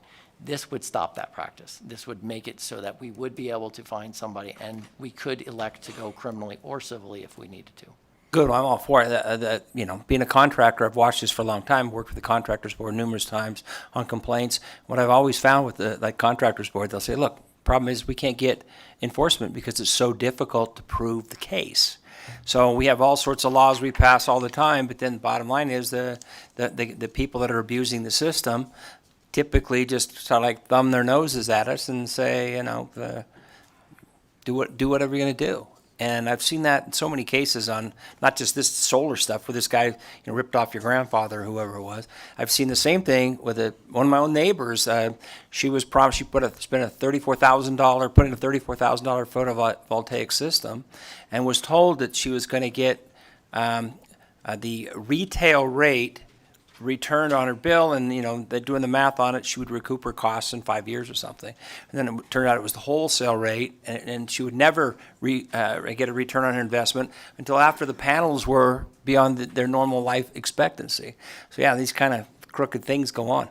But anyway, sounds like a great idea. We're going in the right direction, and hopefully you guys will actually aggressively come up with a way to prosecute these bad apples. Vice Chair Spearman. Thank you, Madam Chair. So I think you may have answered, Mr. Kruger, part of my question about the layered sales. Someone comes and says, I want to talk to you about this, but then it's an add-on, and it's an add-on. And so somewhere in between that is where the actual solar cell goes. So would this encompass that too? Mark Kruger, for the record. Senator Spearman, that is correct. This should capture the intent is to make sure that everything that was represented at the sale, that the consumer understands that. And if there's a misrepresentation, that it comes to light in time for the consumer to be able to elect the notice to cancel.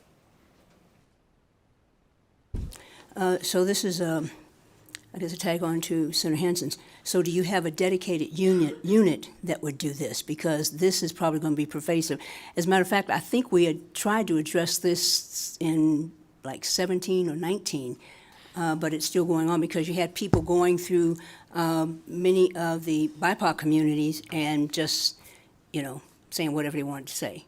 Mark Kruger, for the record. Senator Spearman, you're absolutely correct. We actually are doing it. We are trying our best to go after these actors, and we're trying to do it civilly, and now we're going to encompass our criminal. The problem is that some of the tools that we need aren't in the legislation. This brings the tools that we need. And yes, we are going to continue to you and to Senator Hansen to continue to actively and aggressively pursue this.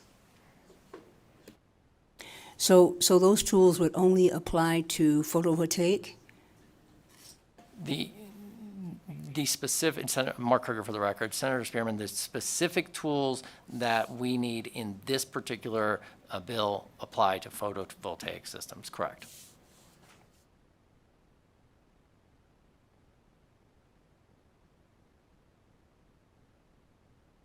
Okay, we'll go ahead and open it up for testimony at this time. Thank you so much. Anyone here testifying in support, Senate Bill 293, go ahead and take the seats as soon as we can get other folks to vacate them.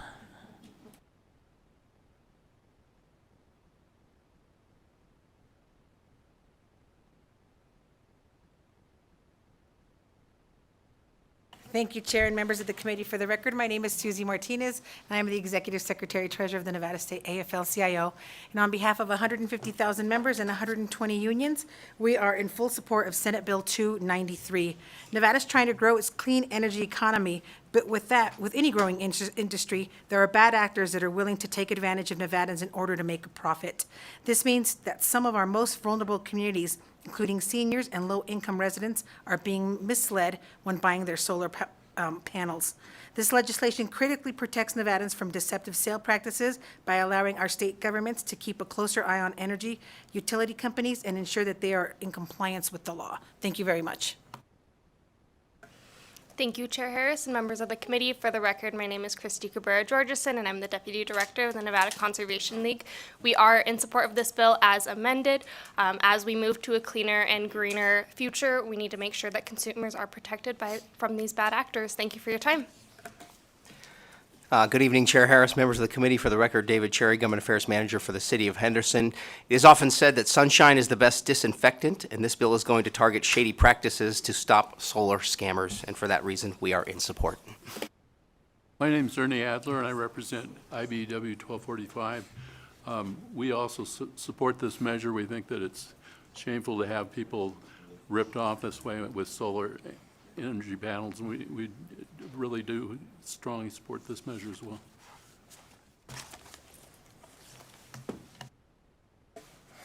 Good afternoon, Chair Harris and members of the Committee of Growth and Infrastructure. For the record, Leonardo Benavides, Government Affairs Manager, City of North Las Vegas. We appreciate Senor Doñate and for bringing this bill and working to amend this for addressing our concerns. We're here in support of this bill because of the consumer protections that it provides from these shady practices. No pun intended there. Thank you. Chair, members of the committee, Jonathan Norman with the Nevada Coalition of Legal Service Providers. In support for the same, the amendment with strong consumer protections. Echo my the previous comments, and thank you.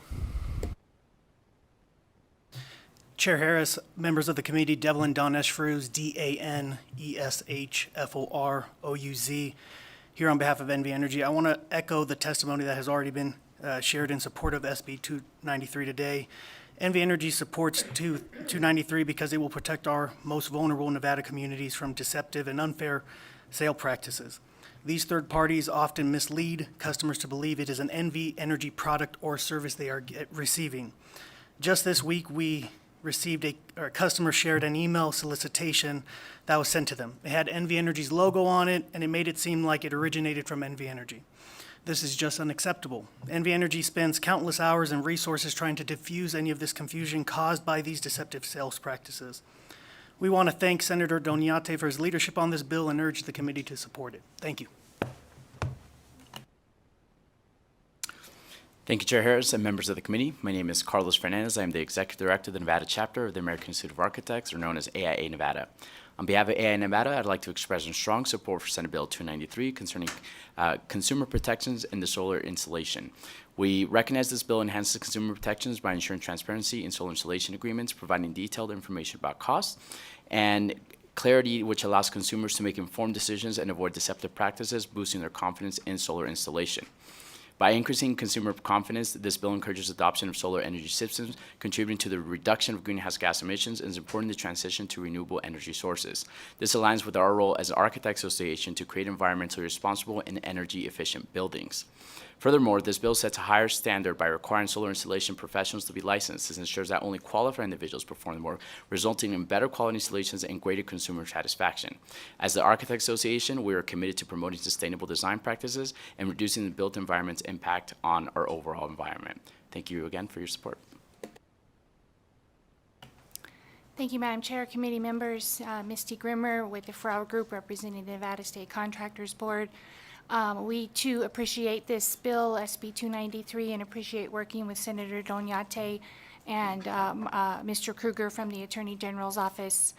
Your body last session chose to pass SB 303, I think it was, which gave a little more muscle to the contractors board to do our side of this, and so it's good to see that the Attorney General's office is also stepping in and picking up the other half of this to keep bad actors out. Okay, we'll go ahead and head down to Las Vegas for testimony in support of Senate Bill 293. Good afternoon. My name is Leslie Mujica. I am the Executive Director of Las Vegas Power Professionals. I represent the union electrical construction industry. I am here in support of Senate Bill 293. This bill will help protect Nevadans from the bad actors in the residential rooftop solar industry engaging in deceptive and unfair sales practices. This bill will help protect consumers from false and misleading acts in the marketing and sale or leasing of solar panels. Most of these consumers have been seniors and low-income Nevadans that have fallen prey to these bad actors.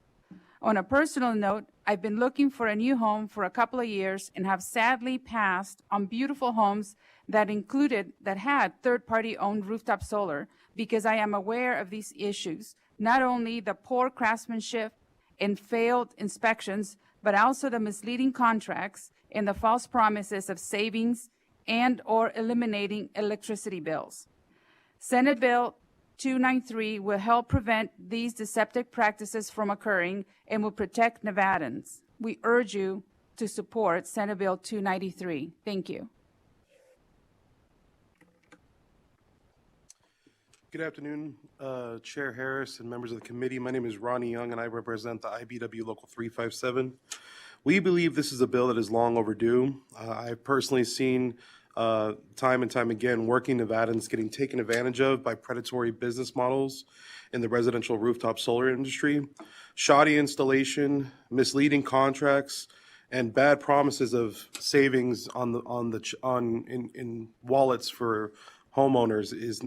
It shouldn't be this way. This isn't how business should be conducted, and dirty sales techniques should not become the status quo. I personally had a grandmother that is a first generation immigrant from Cuba that was almost fell victim to this exact type of situation that this bill could address. So I urge that you vote in favor for SB 293. Thank you.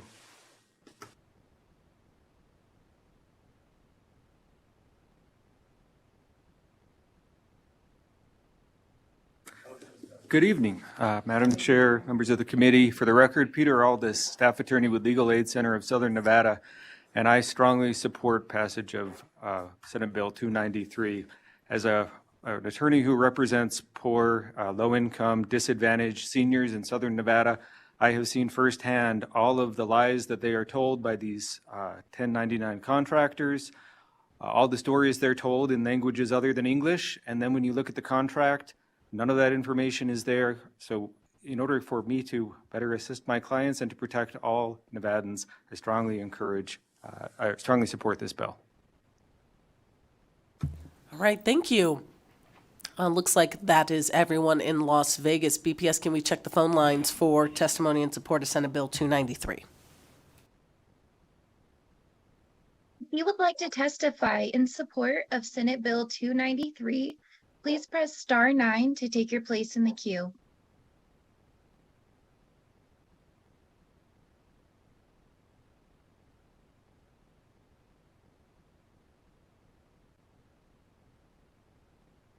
Good evening, Chairwoman Harris and members of the committee. For the record, my name is Liz Sorensen. That's L-I-Z.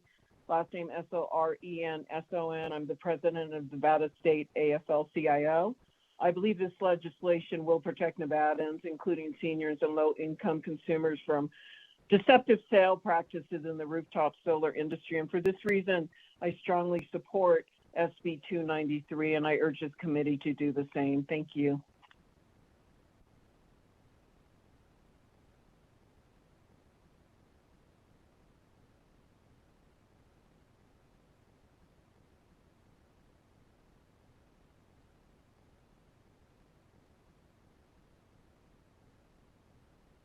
Good evening, Chair Harris and committee members. My name is Jeremy Newman for the record, Jeremy N-E-W-M-A-N, and I'm here on behalf of the International Brotherhood of Electrical Workers, Local 396, and I am here in support of SB 293, and I just ditto the remarks of everybody else.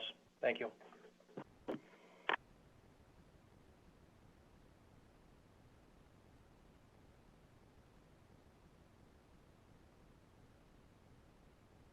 Hi, this is Peter Guzman, President of the Latin Chamber of Commerce.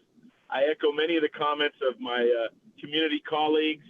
I can't tell you how many people have come to the Latin Chamber of Commerce looking for help on because of shady sales practices in this industry. And so I just commend Senator Giannate so much for bringing this forward. It's going to have a real impact on real everyday people.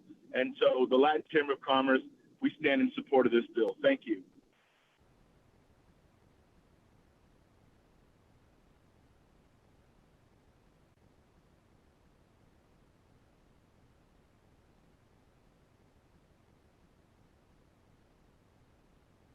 Good afternoon, Madam Chair, Harris, and committee members. My name is Thomas Bird, spelled Thomas, capital B-I-R-D.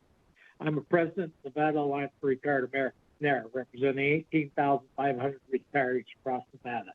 I'm here today in support of SB 293 as provide important protections for seniors and low-income consumers that have been most impacted by many deceptive and unfair practices seen throughout the residential rooftop solar industry.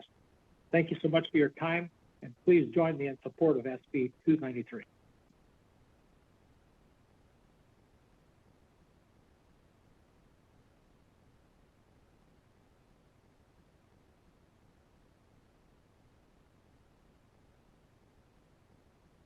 Good afternoon, Chairwoman Harris and members of the committee. For the record, my name is Edward Goodrich, Goodrich, EDWARD. I represent the International Alliance of Theatrical Stage Employees, Local 363 in Reno. We support and strongly urge the committee to support SB 293. This legislation will protect Nevadans, including seniors, from deceptive sales practices in the rooftop solar industry. Having been the attempted victim of one, I got nothing bad to say about this bill.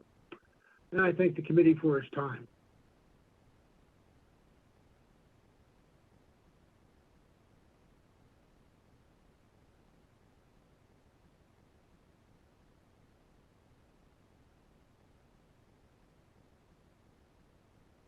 Good evening, Chairwoman and members of the committee. For the record, my name is Dion, D-I-O-N-N-E, K-L-U-G. I represent the United Food and Commercial Workers Union in Nevada, and we support Senate Bill 293 and urge the committee to support it as well. Thank you.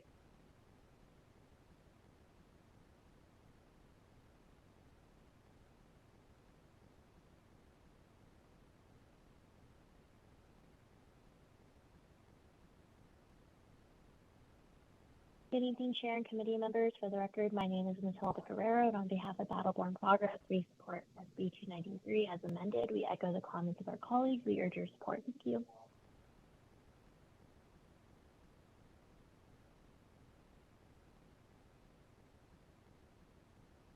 Chair, there are no additional callers choosing to testify at this time. Okay, let's bring it back here to Carson City. Anyone here to testify in opposition to Senate Bill 293? All right, don't see anyone in Las Vegas either. BPS, can we check the phones for opposition testimony? If you would like to testify in opposition to Senate Bill 293, please press star 9 to take your place in the queue.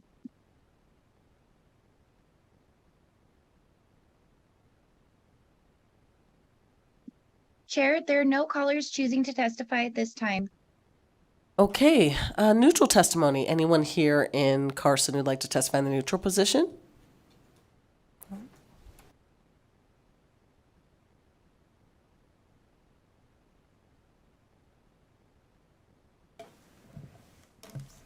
Good evening, Chair and members of the committee. For the record, Jessica Ferrato here tonight on behalf of the Solar Energy Industry Association. SEIA is the National Trade Association of the United States on the solar industry.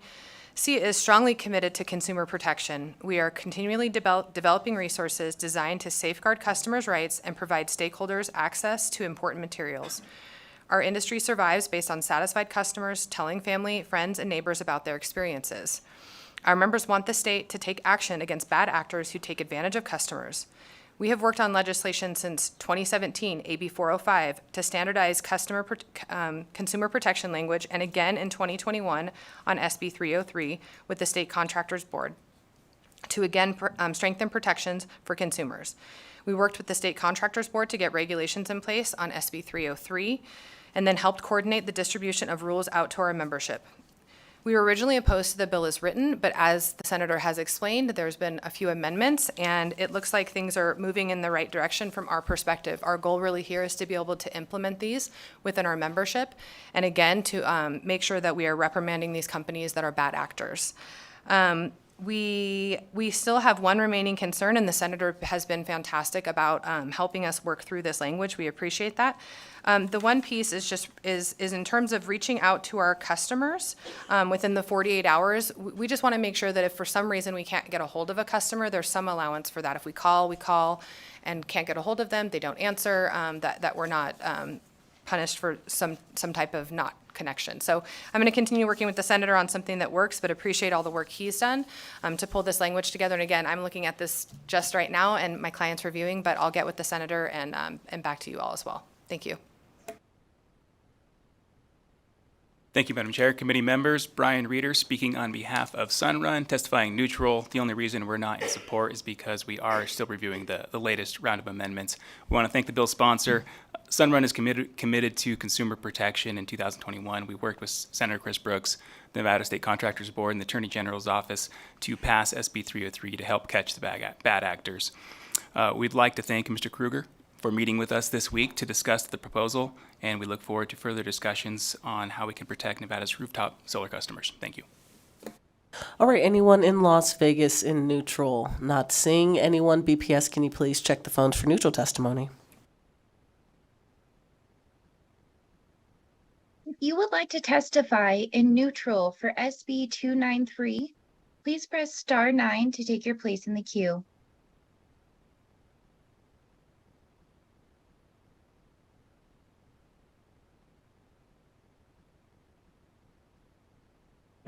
Good evening. My name is Sarah Steinberg, SARAH-STEINBERG, Policy Director with Advanced Energy United, which is an industry association comprised of businesses making the energy we use clean, affordable, and reliable. Here today testifying in neutral to the conceptual amendment offered to SB 293, we believe the conceptual amendment offers much improved language and support the work to address any minor final concerns. Thank you very much for your time.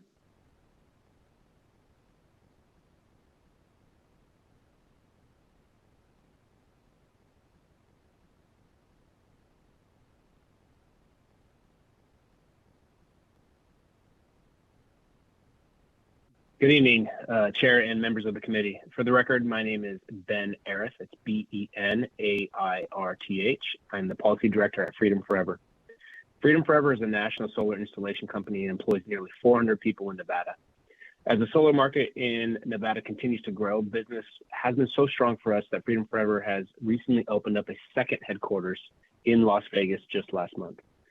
Like other members of the solar industry, we are committed to consumer protection and work very closely with our third-party sales, marketing, and lead generation partners to ensure customers are provided accurate and verifiable information and their solar experience is the best. While we want to ensure poor and disingenuous marketing practices are curtailed and really have no place within the Nevada solar market, we're not confident SB 293 would do much more than what current state and federal consumer protection laws already do. Simply put, most consumer protection mechanisms are already in place. While we still have concerns with SB 293, such as the 48-hour clause and this new governance of contractors with their third-party marketing firms, Freedom will take a neutral stance on the bill. We'll take more time to review the amendments and work with the bill author and other stakeholders to move the bill forward. Thank you so much.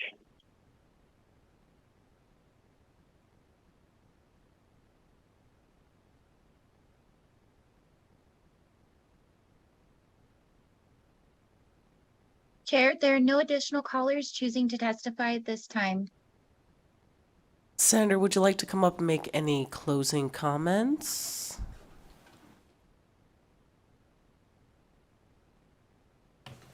Thank you so much, Chair. Fabian Doñate for the record. Yes, we want to make sure that we clarify the record for a few of the questions that we received, so I'll turn it over to Mr. Kruger.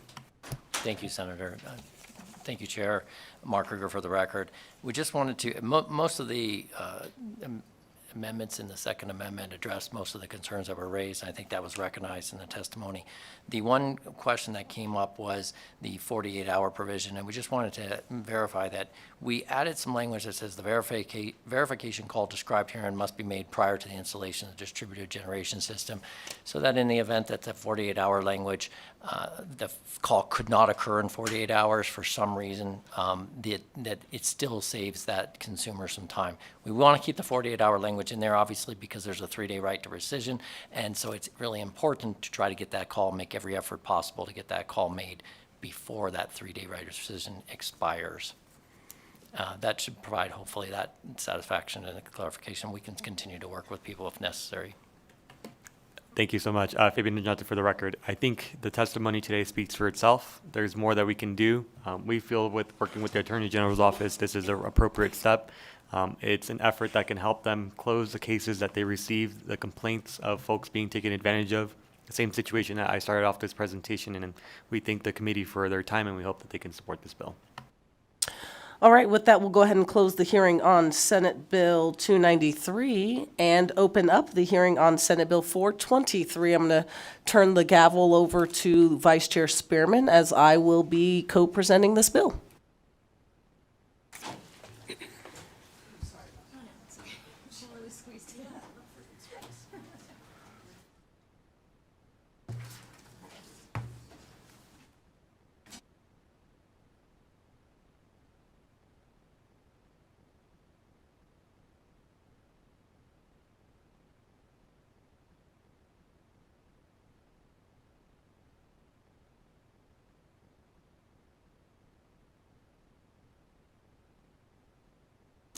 Okay, Chair Harris, begin when you're ready.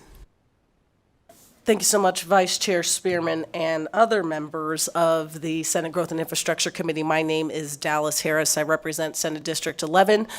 Very happy to be here to present this bill with you. To the right is the young man who brought this bill to me, and so I will have him do quite a bit of the legwork on this. I believe he has a presentation. It's oral, verbal presentation. Lovely. Just a quick story. So our current Assemblywoman, Sabre Newby, before she was appointed, worked at the University of Nevada, Las Vegas. And one day I got a text message from her asking me if I wanted to talk to a student about a bill. As a UNLV alum, I was absolutely happy to do it. To my pleasant surprise, it was David on the other line, who is a med student, just finished his surgery rotation. No, I just matched into general surgery at the University of Utah. I'm graduating. Just matched with his residency. And interestingly enough, we wanted to talk about motorcycles. Some of you all know that I used to ride a Harley. I don't ride anymore. But Sabra, Assemblywoman Newby now, felt that maybe David and I should have a conversation, and I might understand the issue that he was getting at. And so when we were speaking, he started to talk about how dangerous motorcycle riding is, and the fact that there are so many folks who are out there riding these bikes without the M endorsement. And while that's technically equivalent to driving without a license, it's quite a bit more dangerous. People ride at high speeds. You may have seen, I don't know if we have that problem up north here, but down south you may have seen people doing tricks on the 15. it can really be quite dangerous. And so we started brainstorming ideas to make riders a bit safer. And he came up after many discussions with stakeholders with what I think is a brilliant solution. And so I will turn it over to him to talk to the committee a bit about this fabulous idea he had. So my name is David Bambaz, B-A-N-D-B-A-Z for the record. Good afternoon, everyone. Thank you very much for letting me talk about this bill. It means a lot to me, so I'm very grateful. I spent the last 3 years working on this, and I have a lot of people to thank for helping me and teaching me, various government agencies and individuals who I will mention as I go along. A little bit about myself. I am a fourth-year medical student at the Kerkorian School of Medicine at UNLV.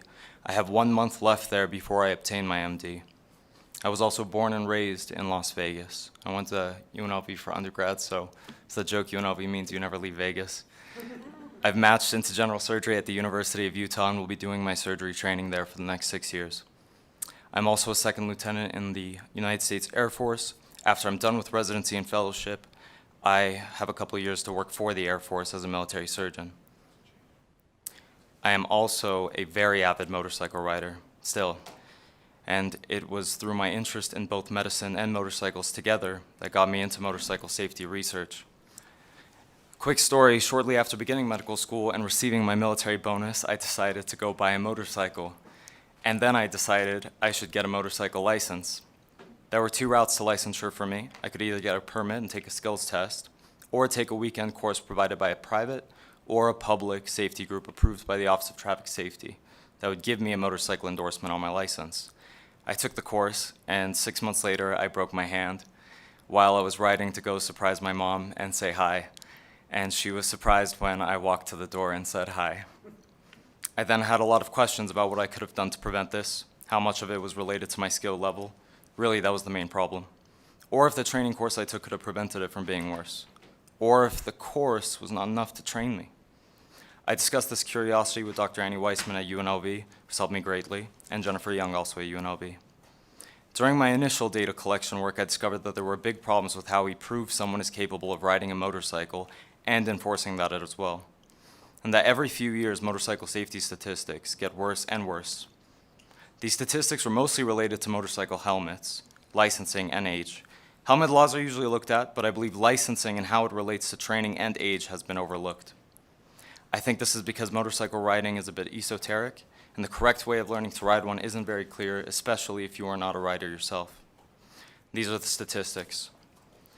Most from the National Highway Traffic Safety Admission, NHTSA. In 2020, 37% of motorcycle fatalities were from motorcyclists who did not have a valid motorcycle endorsement at the time. In 2015, it was 27%. The NHTSA, referred previously, stated that in 2020, it was the highest recorded number for motorcycle fatalities since the data started being collected in 1975 by the Fatality Analysis Reporting System. Of note, for the time period of 2011 to 20, the number of total registered motorcycles actually decreased.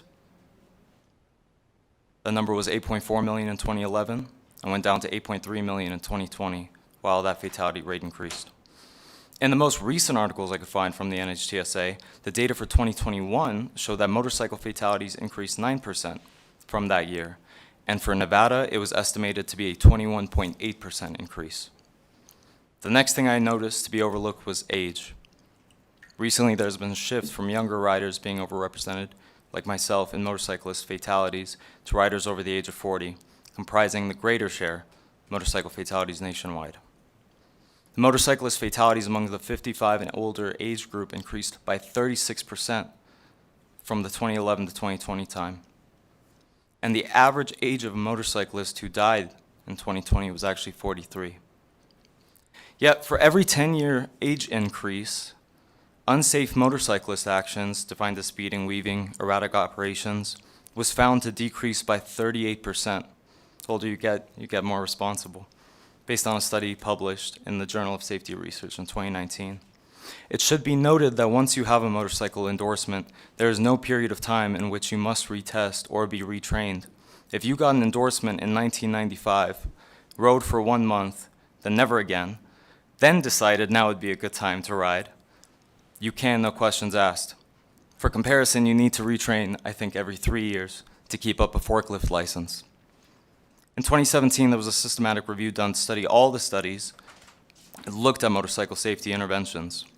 Their conclusion was that compulsory training before obtaining a license, skill test requirements to obtain a license, and more restrictions on obtaining a license were found to be effective, while non-compulsory training was listed under ineffective measures.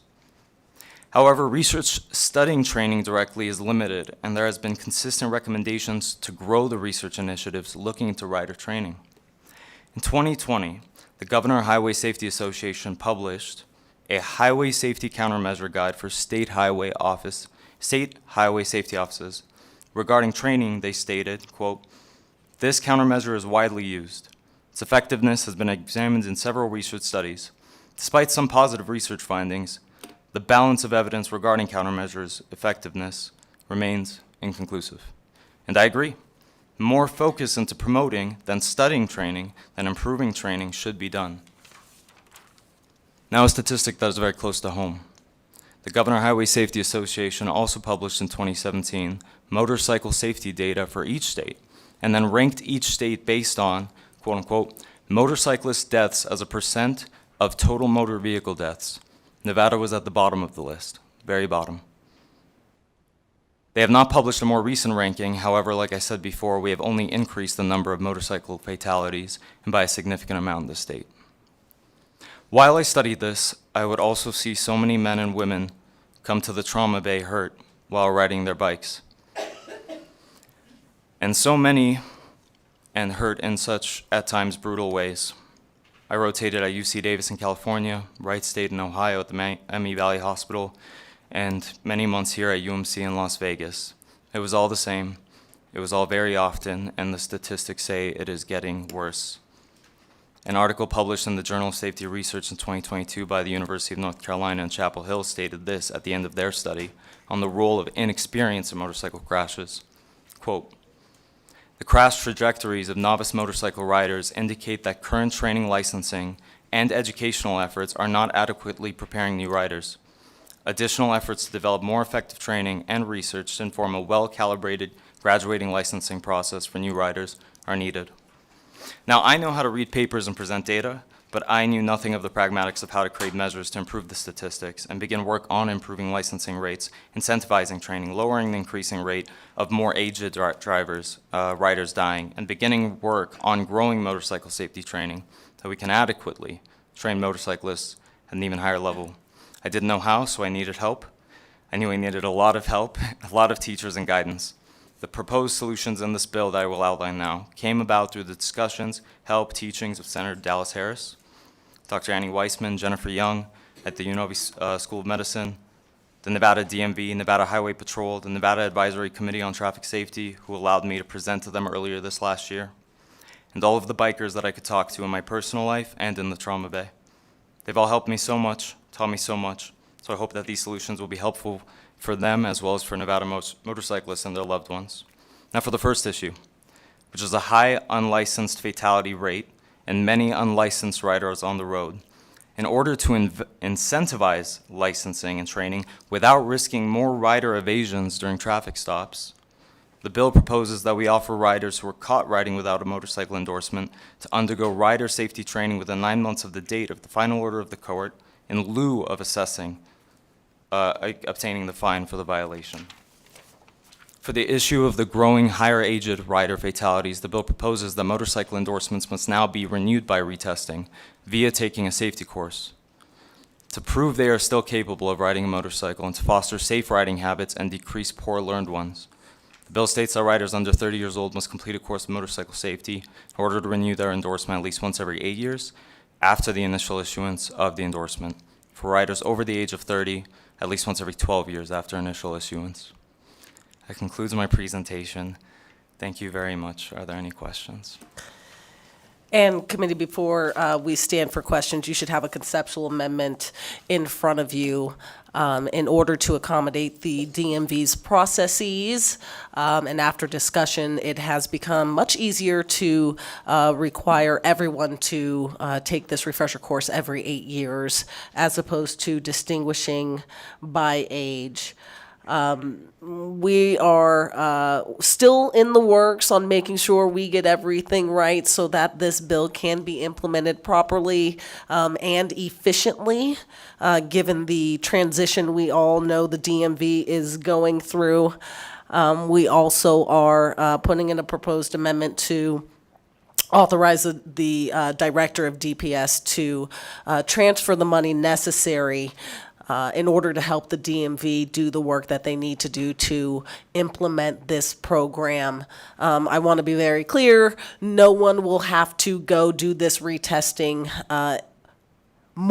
except for at least 8 years from now. And so we are not going to retroactively say you got your M endorsement 3 years ago, you now must retest in 5. We are putting everyone on the same cycle as when their license would expire if they don't renew, so that we're making it as simple as possible for folks to take the course. You'll also notice that there are a few fee adjustments, and that is largely designed to allow the motorcycle safety course program to grow.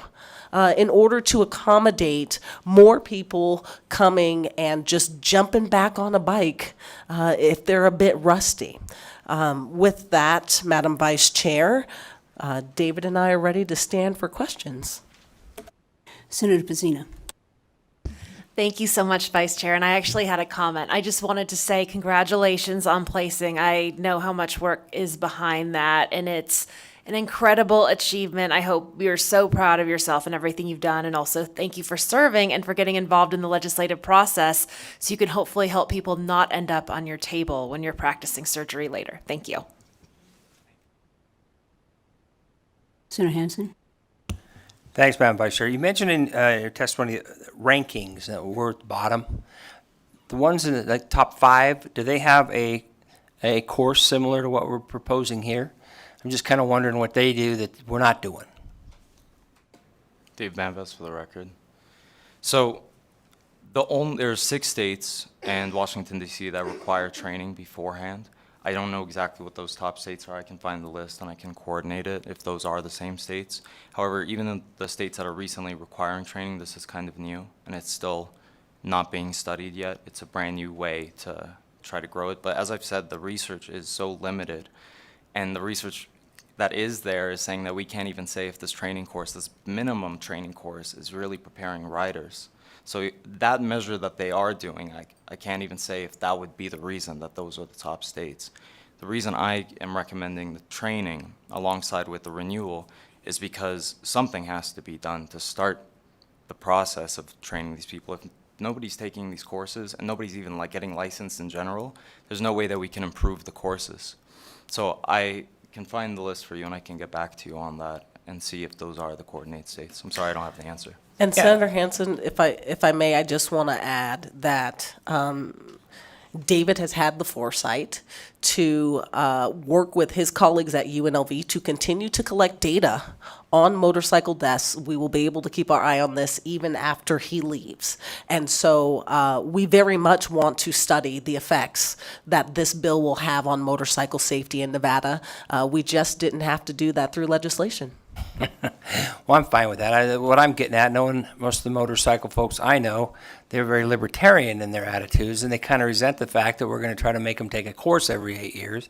And if you can show that, yeah, there is a very good correlation between the course and then safety, you got a case. That's why I was asking about the different states. If there's some clear correlation between those, great. But if we're basically being a pioneer on it, it sounds like, okay, we can do that too.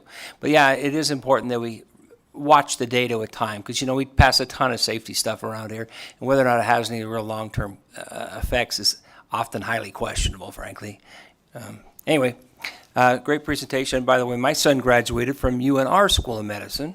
He went on to do his residency at Mayo Clinic, and he's an anesthesiologist in Reno now. So my youngest son is actually in the Navy, and he is you say you were a lieutenant?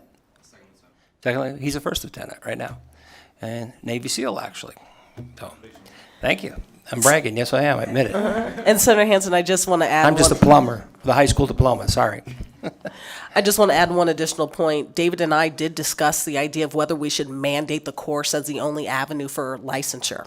And the reason we did not do that is because we don't have the data to suggest that that would, in fact, make people safer. So we're still leaving the option. You can do the course, you can do the test. But what we did want to do was ensure that if you get that M endorsement at 20 and you sell your bike and then you become an empty nester at 50, that you've been back on the bike to kind of dust off those cobwebs. Yeah, I'm fine with that. One thing you might want to consider too is put a 10-year sunset on this thing, and then by then you'll know the data. If it's not doing anything, frankly, we let it go. If it's you can show some evidence that taking the course reduces violent crashes or whatever we're looking to measure on motorcycles, then you got a great case. We can continue it. Thank you, Madam Vice Chair. Thank you. Additional questions? I just have a comment. I started as second lieutenant too, military police, Army. Okay, so if you get a chance, I would do the full 20. It's nothing like it. I'd do the full 20. Okay. Anybody else? Okay, so if there are no questions from the committee, we'll open it up for comments or support. Testimony in support of Senate Bill 423. I don't see anybody in Las Vegas. I don't see anyone coming to the table in, okay, here's one, coming to the table in Carson City. Madam Vice Chair and members of the committee, Constance Brooks representing the University of Nevada, Las Vegas. We could not be more proud of Mr. I'm sorry, I'm going to butcher your last name. Banbaz, excuse me, and I'm in a cloud of cold medicine, actually. But we want to offer our support. We also appreciate that one of our students took the time out of his busy schedule and away from his service to come forward with legislation that would make life better and also make the streets safer for Nevadans. And we also thank Senator Harris for her tutelage and for her time and mentorship that she spent with our students. So we stand in support. Thank you. Thank you. Anyone else? BPS, anyone on the phones in support? If you would like to testify in support of Senate Bill 423, please press star 9 to take your place in the queue.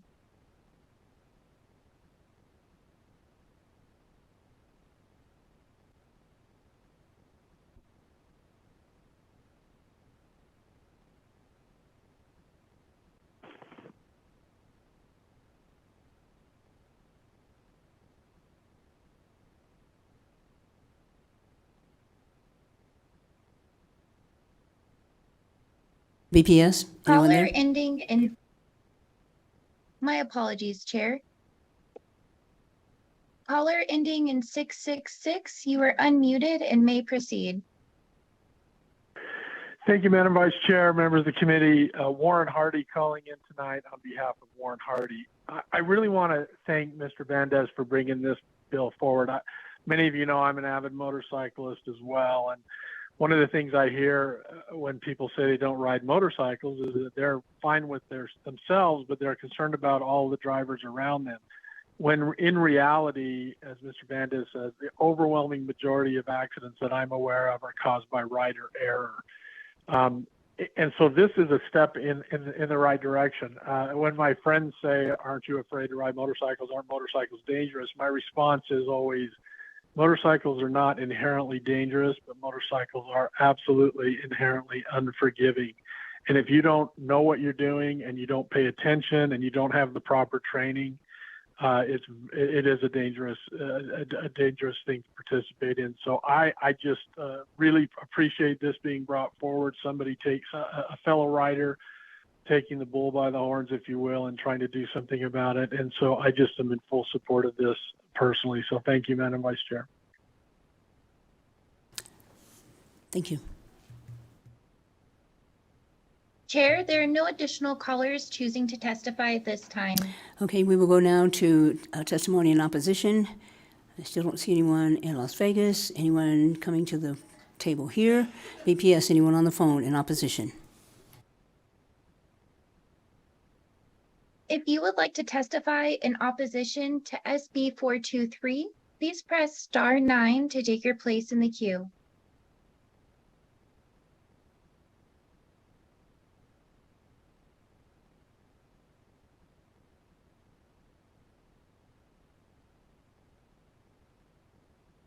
Wiz Rizard, W-I-Z-R-O-U-Z-A-R-D. I am calling in my own personal endeavor and as a UNLV alumni as well, and a law-abiding motorcycle endorsed licensee. I couldn't disagree even any more with the bill presenter and the fellow UNLV student with their solution to a problem. As a former claims specialist handling auto accidents, I can tell you on many occasions when it came to motorcyclist death, the cause often was a result of other automobile drivers and poor road and weather conditions, which this state often has issues with. And I think if you're going to address solutions, I think that's a good place to start, not what this bill is proposing. The only thing I see good in this bill is the requirement for an individual who is operating a motorcycle unlicensed for the courts to give them the opportunity within 9 months to complete an actual course, endorsed course, to retrieve their motorcycle licenses. This bill sets bad precedents. And when I mean bad precedent, I'm talking about renewals in terms of individuals who acquire skill sets by taking a class and then eventually taxing them even more to then require them to take that very same class. I mean, what's next? Driver license. If you need to renew your driver license, you need to go take a driver license test again, CDLs, and the list can keep going on. So although the problem is recognized, I think the solution that this bill proposes does not achieve that goal. If anything, it creates undue burden on many, many Nevada motorists. And to the point of using this term, we're a libertarian state, this bill is anti-libertarian. It creates more regulatory burdens, and I urge the members of this committee to actually vote in opposition to this bill. Thank you.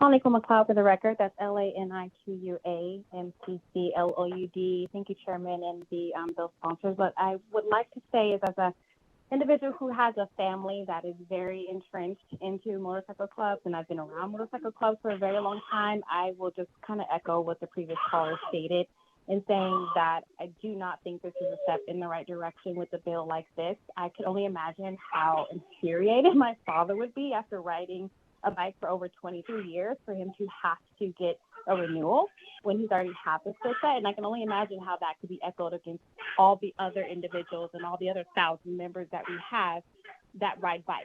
I just think that this needs to go back to the drawing board. If there is a way for individuals to not be penalized and have a time frame for them to be able to get a license, if they are riding illegally, I will echo that would be a good thing to have in this bill. Other than that, I don't see the benefit of it. And thank you so much. And I hope you please oppose. Thank you.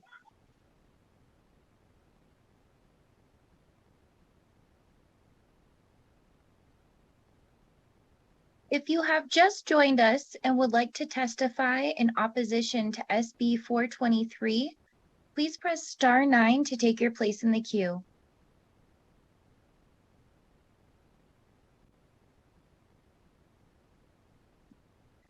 Chair, there are no callers choosing to testify at this time. Thank you. We'll go now to those in neutral. Anyone in neutral, come to the table. Don't see anyone down south, so. Good evening. It looks like it's the dinner hour, so I'll try to be prompt. But I did want to provide some. Information, if I could. My name's Amy Davey. I'm the director of the State Highway Safety Office, and we oversee the Nevada Rider Training Motorcycle Program. Our office not only manages federal grant programs and highway safety programs, but we do collect crash data for the state, and we research traffic safety data, and we're able to, kind of speak to some of the issues that we see in Nevada with respect to motorcycle riding as well. So I'll just offer some information to you as you consider this proposal. I first want to say, express my appreciation to Chair Harris. We've been in constant and close contact with her on discussing the various elements of this proposal, and so I do appreciate her speaking with our office. Mr. Banbaz gave some statistics regarding unlicensed riders, and we pulled the data for Nevada, and what we found actually was that fatal motorcycle riders, 44% of them are unlicensed. So Nevada is higher than the national average, which was 36%. We see 44% of motorcycle fatalities are unlicensed riders. And that makes them 21% of all roadway fatalities in Nevada.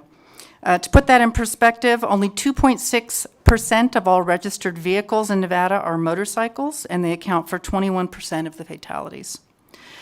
This speaks specifically to motorcyclists' vulnerability. When a rider survives a serious roadway incident, and often they don't, their injuries can be severe and long-lasting. For instance, in 1982, my husband severed his left leg in a single-vehicle motorcycle crash.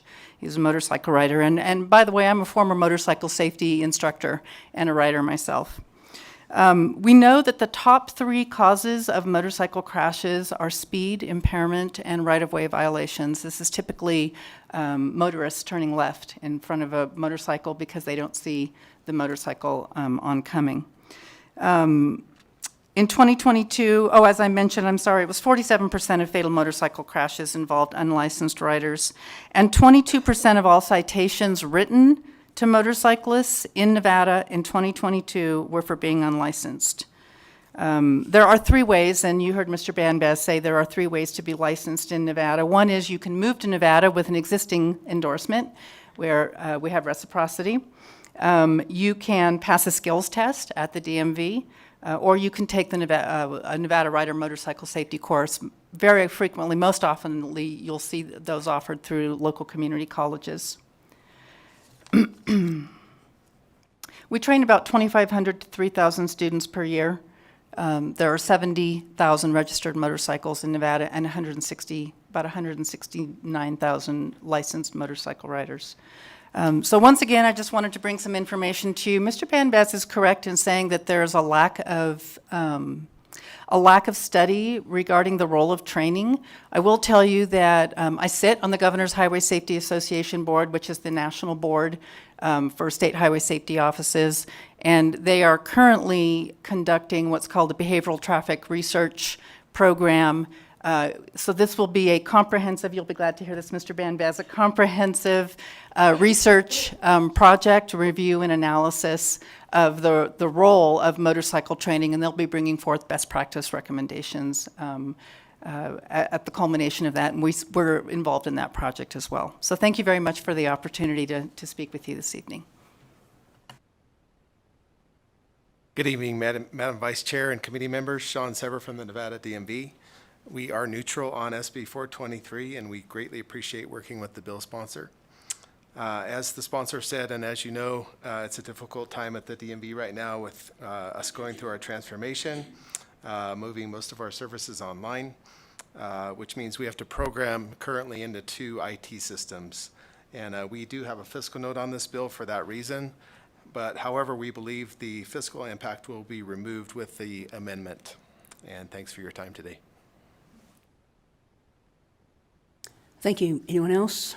Neutral? BPS, anyone on the phones? If you would like to testify in neutral for SB 423, please press star 9 to take your place in the queue.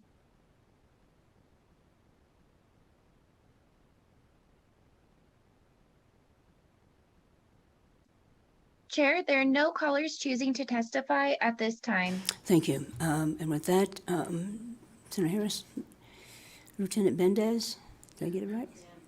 Banbaz. Okay.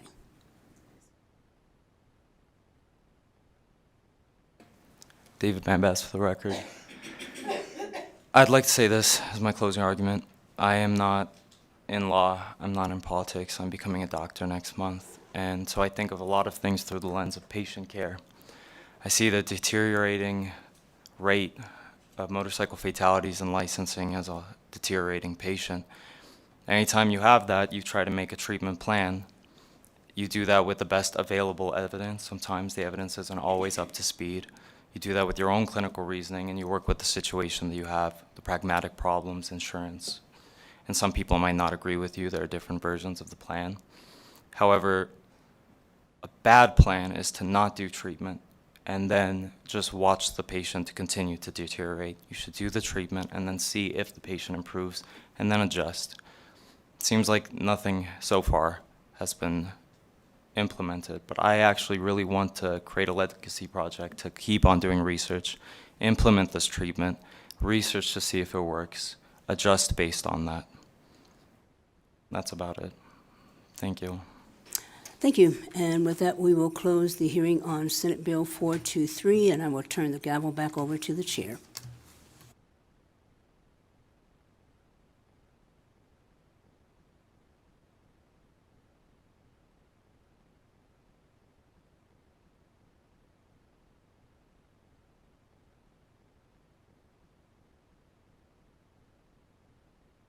Okay, committee members, way to hang in there. We are almost at the finish line. Just for everyone's information, the first thing we're going to have to do is reconsider an action that we took in our last meeting. Senate Bill 66, we moved to amend and do pass. There is an updated amendment. We accidentally got the almost most recent version of it. And so we're going to have to rescind that action, or reconsider that action, and then do another amend and do pass with the current amendment. If there are any questions on that? Thanks, Matt. Could you have staff just remind us what a 66 was? I don't remember. Sorry. Absolutely. Ms. Rossiter?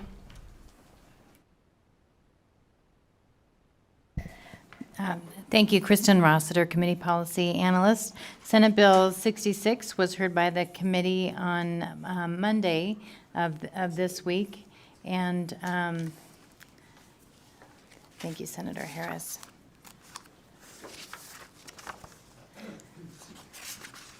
The amendment that was put forth, this bill had to do with the conviction of an operation of a commercial vehicle and resulted in the disqualification of licensure for that individual, in some cases for life. The bill sponsor and representatives are here if there were specific questions regarding the amendment. Does that answer your question, Senator Hansen? I think that Mr. McKay in the audience, is this your bill? This is a bill by the getting mixed Department up of then. Motor Vehicle, Senator. If you'd like, we can have Mr. Sever come up and give you a quick refresher. No, it was your bill? Okay. And you're okay with the amendment? Thanks, Madam Chair. Okay, committee members, at this time, thank you, Ms. Rossiter. I will go ahead and accept a motion to reconsider. Okay, we have a motion from Senator Spearman. Second from Senator Pazina. Any discussion on that motion? All those in favor signify by saying aye. Any opposed, nay? Okay, that motion passes unanimously. I will now accept a motion to amend and do pass with the amendments supplied by the DMV for Senate Bill 66. I've got a motion from Senator Spearman, second from Senator Hansen. Any discussion on the new motion? Okay, all those in favor signify by saying aye. Any opposed, nay? Okay, that motion passes. We have re-amended and do passed Senate Bill 66. Okay, before we jump into the work session, just a couple of quick notes. I have asked Ms. Rossiter to run through each of the bills in an abbreviated form, but I will allow members to ask additional questions or ask for additional explanation of the bill if they would like. We will consider each one on its own. I also intend to put up Senate Bill 293 as well as Senate Bill 423 that we heard today to pass out of the committee in hopes that we will be able to wrap up our work. So with that, I will turn it over to Ms. Rossiter to run us through the work session. Thank you, Chair Harris. For the record, Kristen Rossiter, Committee Policy Analyst and nonpartisan staff of the Legislative Council Bureau. As such, we do not advocate on behalf of or in opposition to any proposed legislation. This work session document is available on Nellis, as are additional exhibits related to items on the work session today. The first bill is Senate Bill 6, which revises provisions relating to the release of personal information maintained by the Department of Motor Vehicles, which was heard by the committee on February 13th. There are 2 amendments to the bill. Thank you. Committee members, any questions on Senate Bill 6? Okay, I do want to note that I put on one of those amendments, and I just wanted to clarify that it is intended to restrict the sale of information obtained from the DMV via public records request, and not intended to make it illegal for LexisNexis to continue to operate and use DMV data. With that, I will accept a motion to amend and do pass Senate Bill 6. Got a motion from Senator Pizzina, second from Senator Spearman. Is there any discussion on the motion? All those in favor, aye. Aye. Any opposed, nay. Okay, that passes unanimously. Ms. Rossiter. Floor assignment, who wants it? Senator Hammond.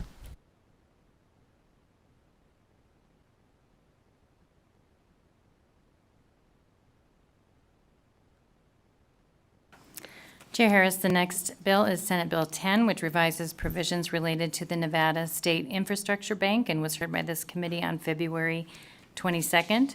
There were a total of 4 amendments to the bill.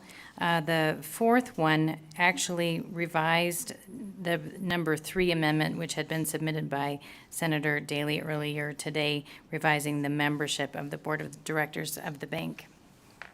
Members, are there any questions on Senate Bill 10? It's been a while. Okay, not seeing any. I'll accept a motion to amend and to pass. Motion from Senator Pizzina. Second from Senator Spearman. Any discussion on the motion? All those in favor say aye. And I will take the floor statement on that one. Also passes unanimously. Oh, I'm sorry. Anyone opposed? I thought I heard all the ayes. Anyone opposed? Okay, that motion passes unanimously. I will still take the floor statement. I'm gonna take that trick in the future. Ms. Rossiter. Thank you, Chair Harris. The next bill on the work session is Senate Bill 59, which revises provisions relating to vessels and was heard by the committee on March 6th. There is an amendment to the bill. Committee members, any questions on Senate Bill 59? Yeah, Madam. Senator Hansen. Yeah, I thought we got rid of that part that you and I were worried about in section 39. Is that part of the amendment now, or is that, because it still says obstructs, hinders, delays, or otherwise interferes with any officer, employee, or agent, da-da-da, is guilty of a misdemeanor, basically, still. Thought we got rid of that. Senator Hansen, if you look at the summary of the amendment that is on the work session doc, do you have the work session document? I don't in front of me. I'm sorry, I got piles of stuff. Well, no, Okay. I'll just go with you and I shared the same concern, so I just want to make sure you as chair have got that handled. I will turn it over to Ms. Rossiter to confirm. Thank you. Thank you, Chair Harris. Yes, if you look at the work session document or have that available on Nellis, number 9 states that the amendment removes a provision which would prohibit obstructing, hindering, delaying, or otherwise interfering with an officer, employee, or an agent of Nevada Department of Wildlife under certain circumstances. Perfect, thank you. All right, committee members, any other questions on Senate Bill 59? All right, I'll go ahead and accept a motion to amend and do pass. Motion from Senator Pizzina. Second from Senator Spearman. Any discussion on the motion? All those in favor, aye. Any opposed, nay? Okay, that will pass unanimously. Floor statement to Senator Pizzina.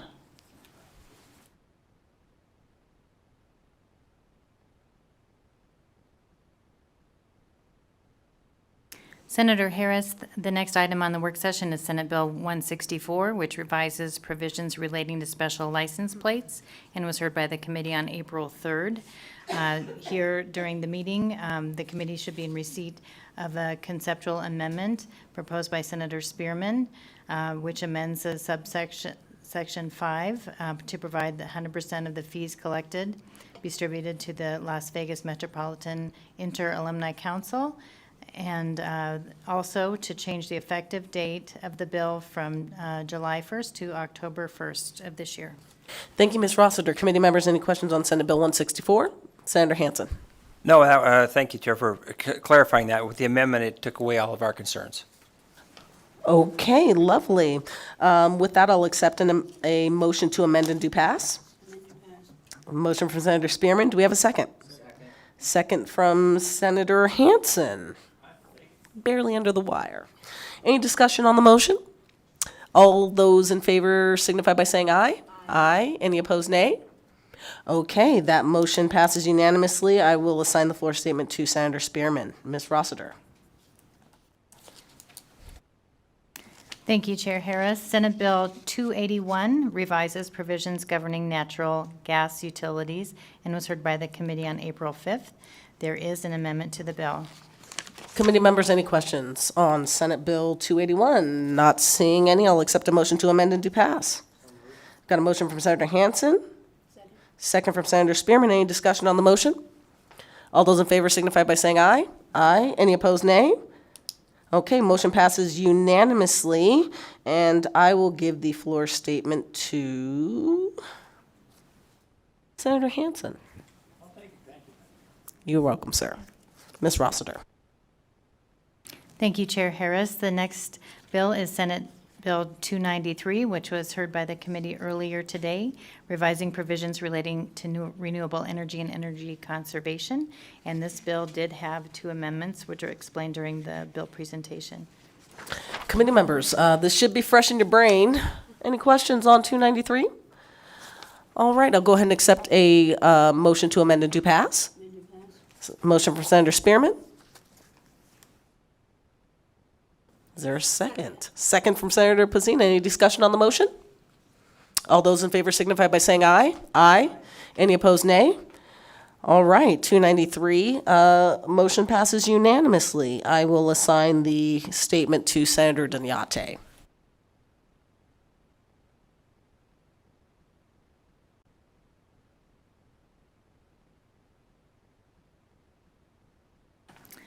Senator Harris, the next bill on the agenda is Senate Bill 303, which revises provisions relating to motor vehicles and was heard by the committee on April 10th.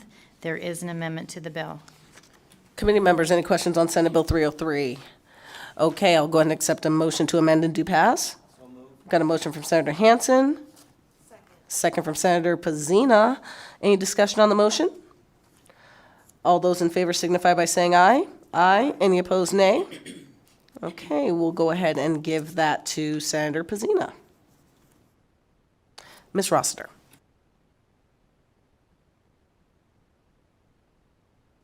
Thank you, Chair Harris. The next bill is Senate Bill 314, which revises provisions relating to energy storage systems and was heard by the committee on April 5th. There is an amendment to the bill. Committee members, questions on Senate Bill 314? Quickly on that one, Senator Hansen. Thank you. On 314, yeah, we just want to double check, and I think the amendment took care of it, to make sure there's opportunities to take these classes outside of just union-provided classes, and understand the amendment made sure that that's the case.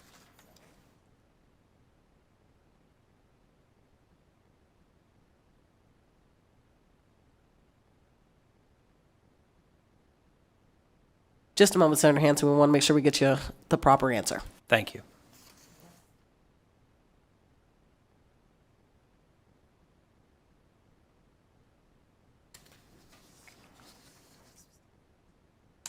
Yeah.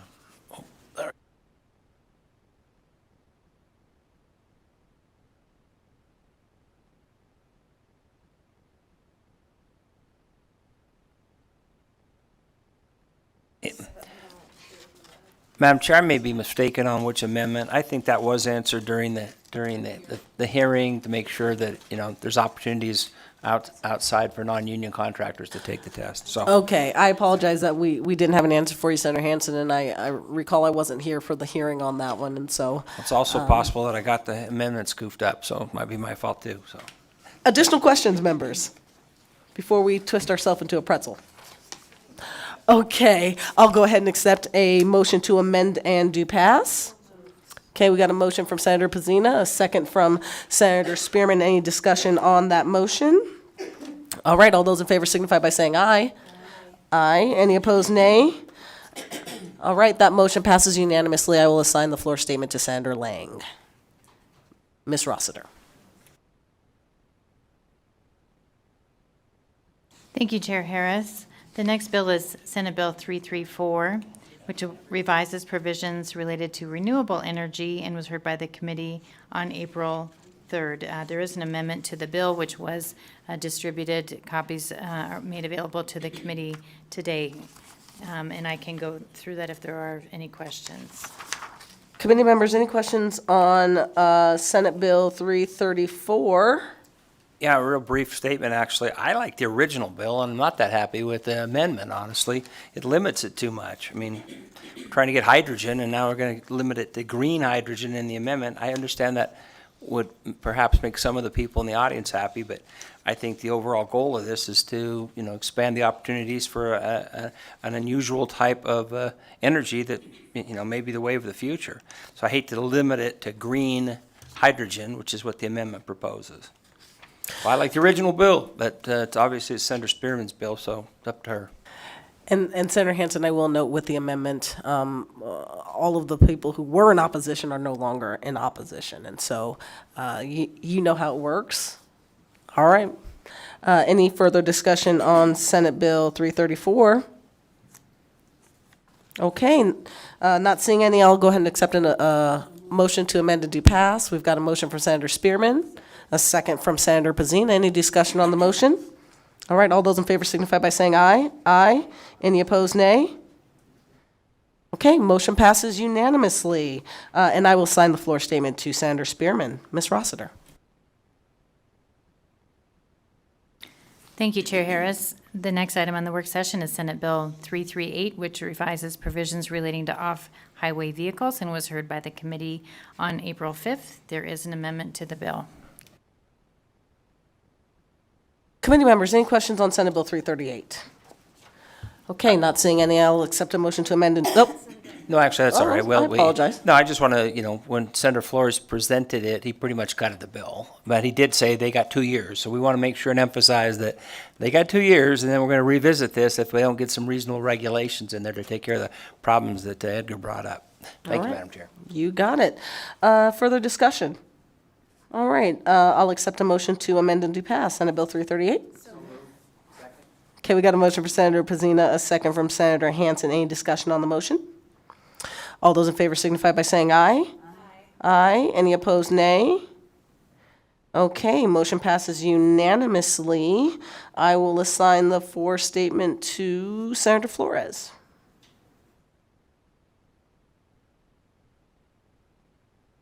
Chair Harris, the next item on the work session is Senate Bill 349, which revises provisions relating to document preparation services and was heard by the committee on April 10th. There is an amendment to the bill. Questions on Senate Bill 349? Okay, not seeing any. I'll accept a motion to amend and do pass. Okay, we got a motion from Senator Hansen and a second from Senator Spearman. Any discussion on the motion? All those in favor signify by saying aye. Aye. Any opposed, nay? Okay, motion passes unanimously. I will also assign that to Senator Flores.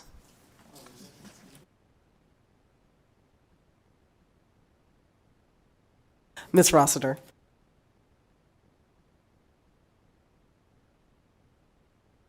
Thank you, Chair Harris. The next item on the work session is Senate Bill 356.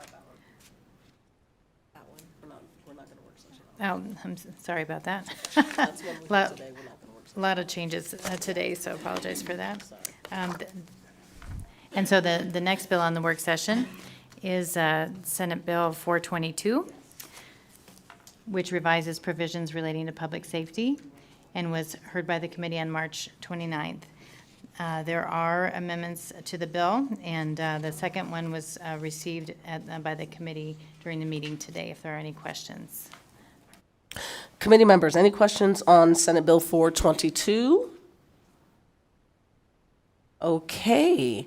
With that, I'll accept a motion to amend and do pass. Got a motion from Senator Hansen. Is there a second? Second from Senator Spearman. Any discussion on the motion? All those in favor signify by saying aye. Aye. Any opposed, nay?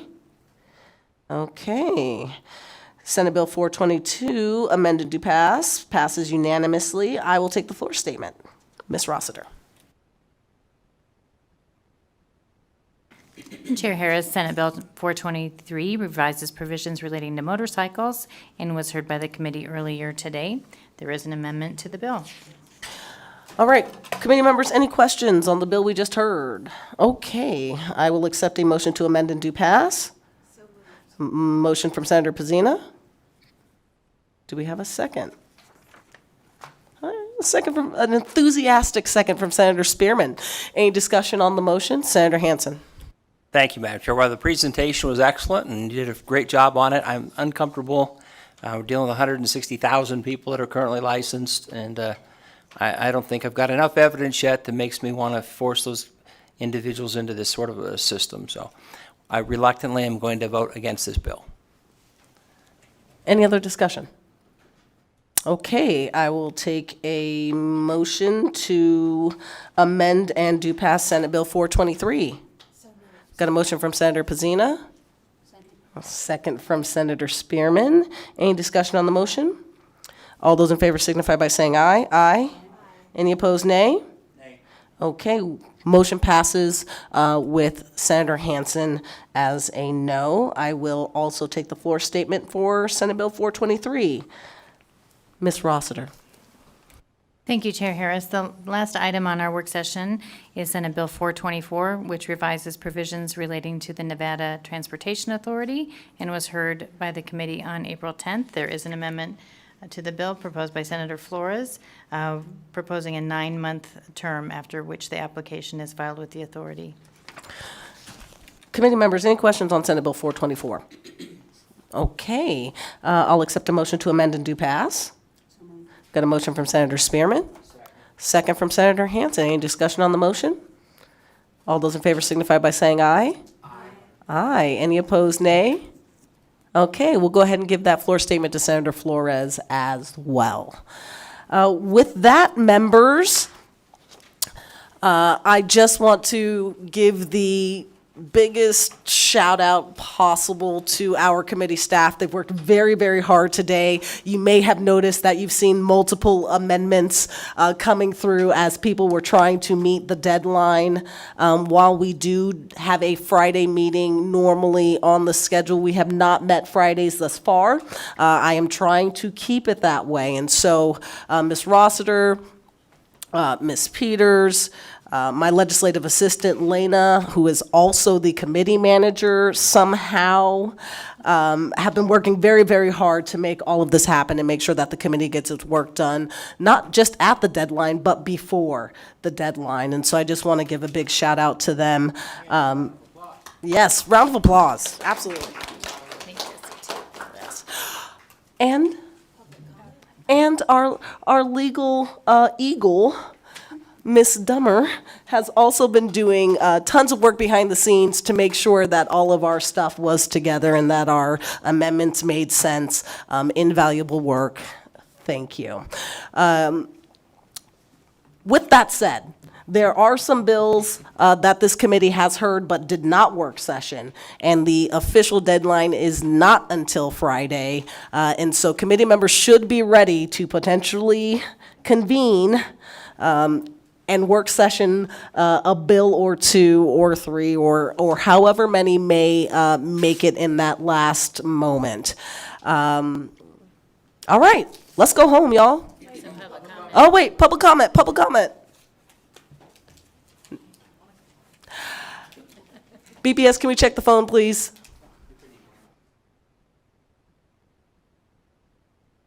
If you would like to provide public comment, please press star 9 to take your place in the queue.